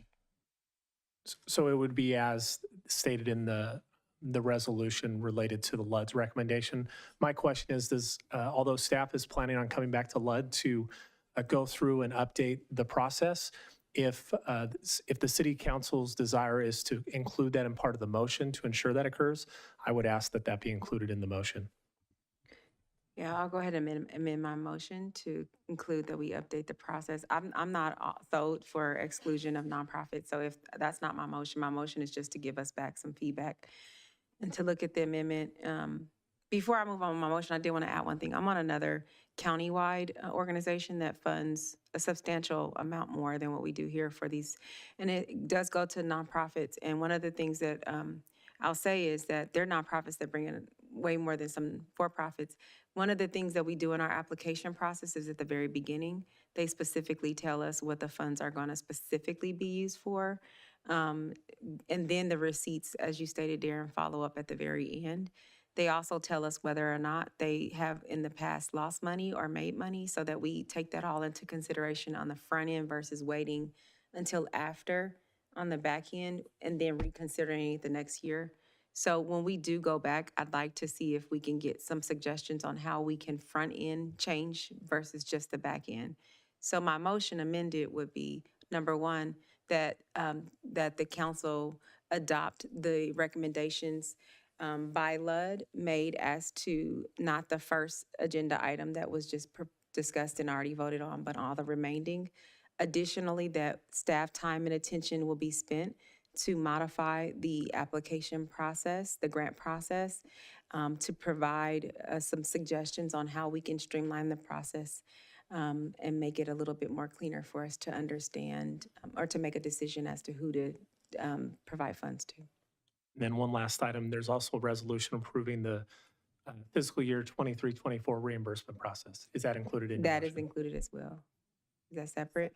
Okay. You want a It's a separate separate motion? Yep, sorry. Thank you, Kate. Okay. So that'll be my first one is number one, and I'll come back for two. No, your first one's number 2. You didn't. Okay, you did number one, so that's number two. All right. So you want to do two first? You going to second two? Oh, so I seconded hers. I already seconded hers. So this is regarding number 2, and there's a first and a second. All in favor, aye. Aye. Opposed? It passes. Item number 3. Okay, I'd like to make a motion to adopt a resolution approving the fiscal year 2023-2024 reimbursement process. I'll second. We have a first and a second. All in favor, aye. Aye. The item moves. We will move into item I2. This next item is related to the employment agreement for City Attorney Sukari Bashirs. Director of Human Resources and Risk Manager will present. Sukari. Good evening, Mayor and Council. The item before you tonight for consideration and approval is an employment agreement between the City of Brentwood and Catherine Wazinski. As a result of a retirement, long-term city attorney in December of last year, in anticipation of that vacancy, the city worked with Peckham and McKinney, who is an executive recruiting firm, to fill the vacancy. As a result of interviews and reviews of the candidates, council has decided to move forward with Catherine Wazinski as the next city attorney. I am available if you have any questions. Any clarifying questions of staff at this time? Seeing none. I'm sorry. At this time, then, we will open public comment. Margaret? At this time, the public present in the chambers and on Zoom are permitted to address the city council on items on this agenda item. If you're participating via Zoom, please raise your hand to speak under public comment. If you're in person, please file a speaker card. We'll take public comments from those in the chamber, then those participating via Zoom. Remarks are limited to 5 minutes. Your microphone will be muted if you speak on items that do not pertain to this agenda item or after the timer has expired. And we received no written public comments on this item. There is one hand raised in Zoom. I don't have any speaker cards in the chambers. I'll call on Cinziana. Cinziana, go. Thank you for the opportunity to speak on this item. I already see Catherine's face. She knows exactly what I'm gonna say to this council. Congratulations for picking the biggest IMBY that's out there. I want to let that sink in. Throughout her tenure as assistant city attorney, and I don't know who designated her as a land use guru for City of Brentwood. She demonstrated over and over again how she's pro-housing without any limits, without any requirements, and every single time when arguments, pertinent arguments, legal arguments based on resident research were brought up, her answer was always agree to disagree. So let's agree to disagree by picking and awarding the employment to this individual. It's gonna be to the detriment of this city.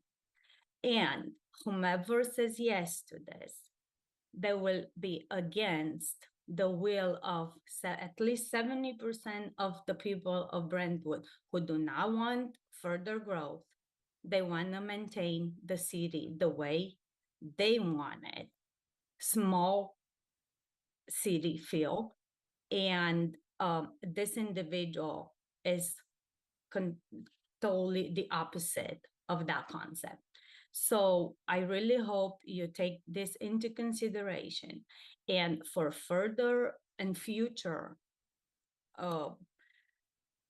recruiting efforts, please find another agency, because it looks like we just end up hiring rejects through this search, through this company. I mean, look at the city manager we ended up with. Somebody who was fired from Antigua, for God's sakes. And it was a country-wide or nationwide search for the city manager. Ms. So Todor, we are, really, if you could retain your comments to the current, we're not going to be speaking about other employees at this time. Thank you. yeah, I'm just trying to make my point that the search that the city conducts and whatever consultants they pick, we end up with people who do not represent and have the best interest of the city. And that's really my point. And again, I want to remind you, whomever says yes and awards this a contract or employment to this individual, is gonna vote against 70% of the people of Brentwood. Have a good night. Thank you. Yeah, I have no additional hands raised. Thank you. At this time, we'll close public comments, move into council discussion. I just want to say thank you, Katie, for everything that you do for the city, and I'm looking forward to having you be my next city attorney.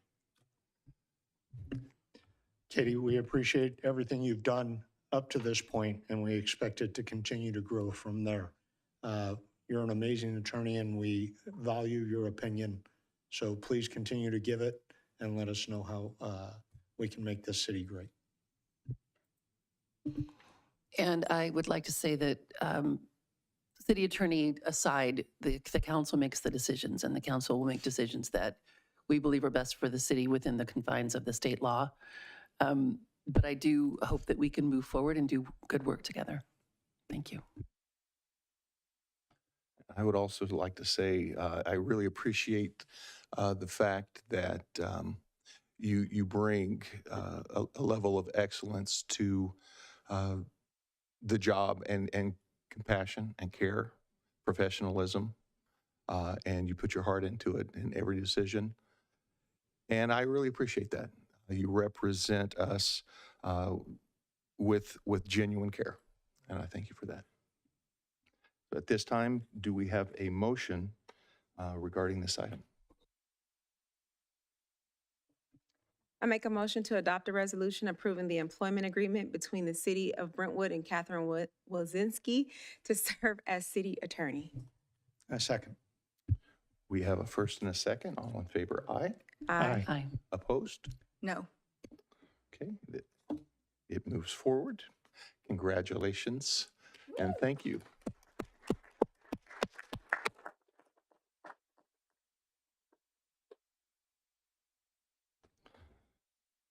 Okay, at this time, we will move into request for future agenda items. Is there any new request for future agenda items at this time? Okay.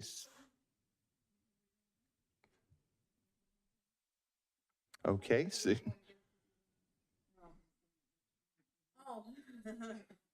seeing none, we'll move into item K1.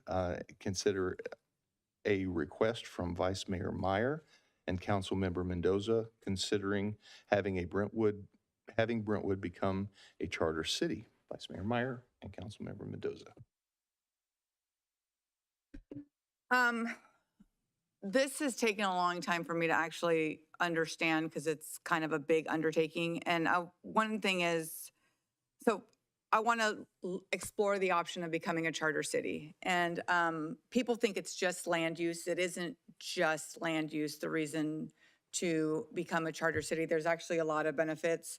Let's get one misconception out of the way. People say it's going to give us more money, so we'll be lobbied more.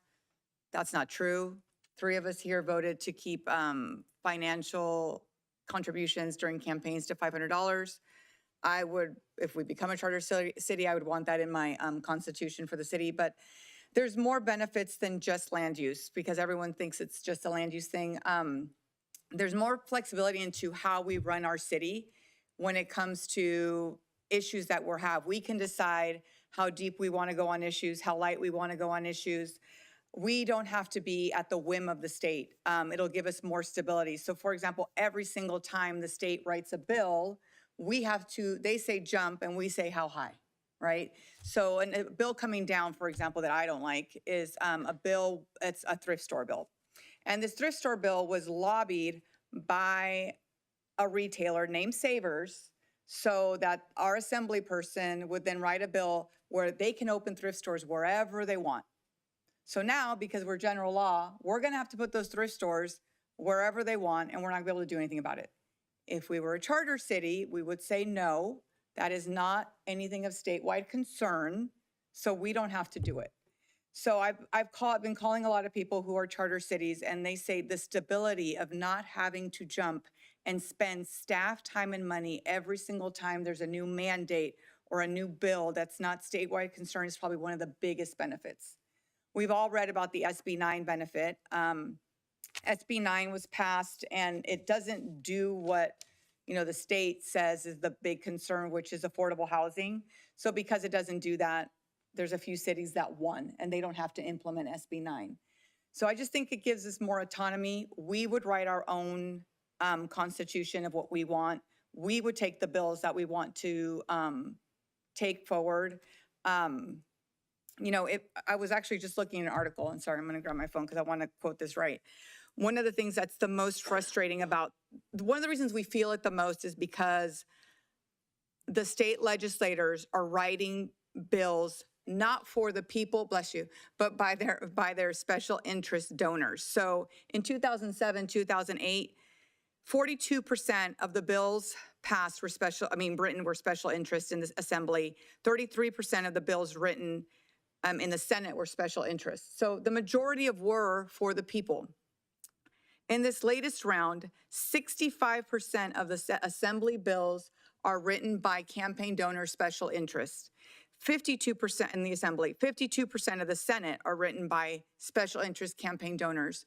So what we're seeing is a bunch of bills that have nothing to do with us and everything to do with profit. And I'm just done spending all of this money on unfunded mandates that we can't do anything about because we would have to go to court for every single case. So that's kind of where I'm going. What I think we should do is put together an ad hoc with staff where we explore the pros and the cons. We bring it to council. If council thinks it is beneficial, then we say, let's move forward. And then you can start a very public process where the public is involved, and it takes work, but it is a joint thing with the public, so they don't feel like we're writing a constitution for us. We're writing a constitution for them. That's kind of the gist of why I want to do what I want to do. And it wouldn't be 2004. There's no way if we're going to have public process. There's two ways to do it. One, we could steamroll it and get it done for for November. Or two is we actually take the time and do it right, and we do it in 2026. So my suggestion wouldn't be 2024. It would be 2026 November. Vice Mayor? Thank you. I would say I definitely agree that this is a much bigger discussion than simply SB 9, although I think the recent ruling that said SB 9 is unconstitutional because it doesn't actually provide low-income housing the way it's supposed to, the way it was stated, the purpose was stated. That is, I think, an impetus for a lot more people to actually consider this. In looking at the Pleasanton weekly article that was in the staff report, the numbers are actually wrong. It said that out of the 478 cities, 108 are charter, when in fact it looks more like 125 at this point are. And I take that to mean basically that there's been a lot of movement in this area. El Cerrito is considering it not for the sake of land use, but for the sake of having more control over taxation.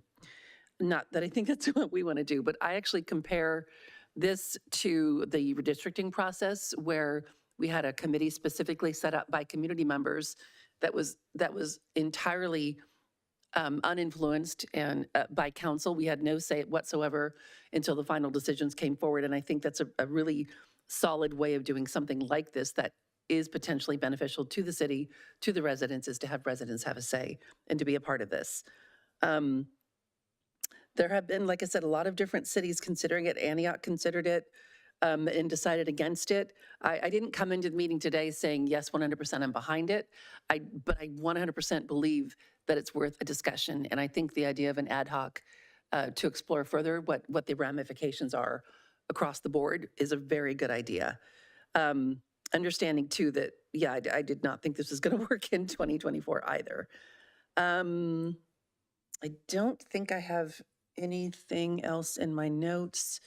This is something that would be really imperative that residents are aware of who they elect, pay attention to what their standards are, what their voting history, if they've been on before, what they believe in, what they support, what they're willing to fight for. Even more so in a case like this, it's just something to think about. And I think that is all. Thank you. Thank you. At this time, we will open public comments. At this time, the public present in the chambers and on Zoom are permitted to address the City Council on this item. If you're participating via Zoom, please raise your hand to speak under public comment. If you're in person, please file a speaker card. We'll take public comments from those in the chambers, then Zoom.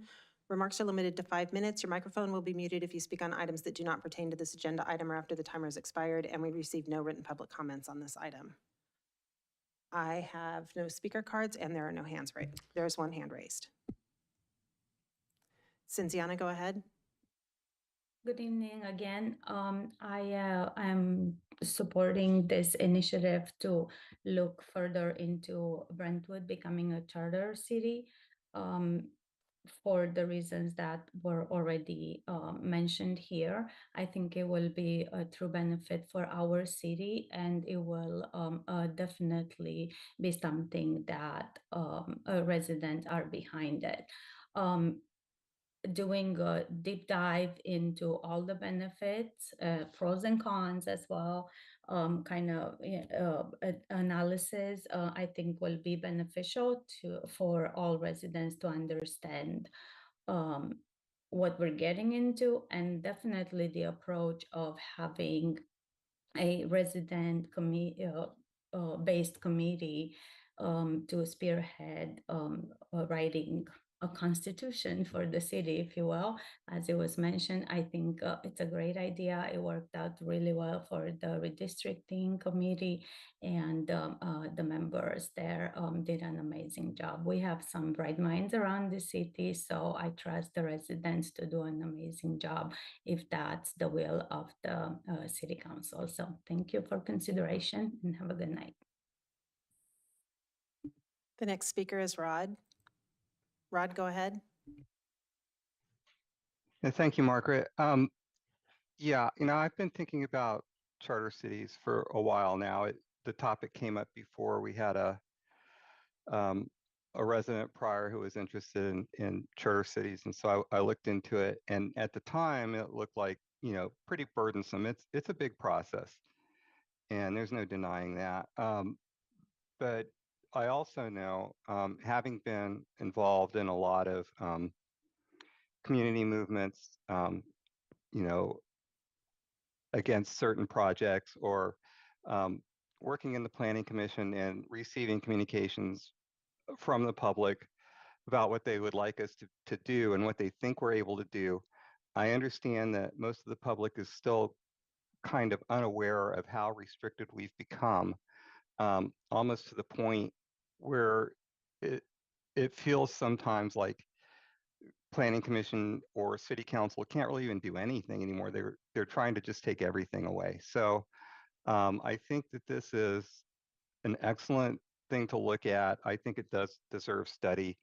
I agree. I'm not ready to say that this is something we must do or that we should do, but it's definitely an option. And with the recent court ruling on SB 9, and with the broader implications that has about other things that might come down from the state, I just think that in order to fulfill what the public is asking for the City Council and the Planning Commission to be able to do, this may be our only avenue to be able to fulfill that promise and keep working to make Brentwood the jewel of East County, which is what everybody that lives here, works here, has a business here wants. So yeah, please do look into it. I think it's just the first step, but I think that as an option, right now I just can't see another option that would empower this City Council. And I know that we all have our own separate opinions on how things should be done here. But what I want to say is that when I want to have that discussion, I want to have that discussion with the people in Brentwood, the officials in Brentwood that I agree with or don't agree with. Whether I agree with them or not, at least we're all here together and we're all talking face to face. And I can't go and, I can't just go and talk to Gavin Newsom. I can't just go and talk to Scott Wiener. I can't just go and talk to Buffy Wicks. It just doesn't work. I think that all of us have been discovering these last few years that if we come and we talk to City Council, if we come and we talk to the Planning Commission, that we get heard, and we can have our voices count. And we can only do that if the city is empowered to make decisions based on our input and, based on what the city officials think is best. And even if it doesn't go a certain way that a certain citizen wants, or if that I want maybe, the power needs to be here to make these decisions because it's our city. Our homes, our quality of life. For most of us, our homes are our single biggest investment. We want to be able to protect these things. And the state is taking that away from us. And this is the only way I can think of that we could possibly fight back. And for that reason, I would encourage the city council to look into it. Thank you. I have no additional hands raised. Okay, at this time, we'll close public comments, move into council discussion. Thank you. Thank you. I did want to just make a statement about the fact that this is not potentially turning Brentwood into the Wild Wild West.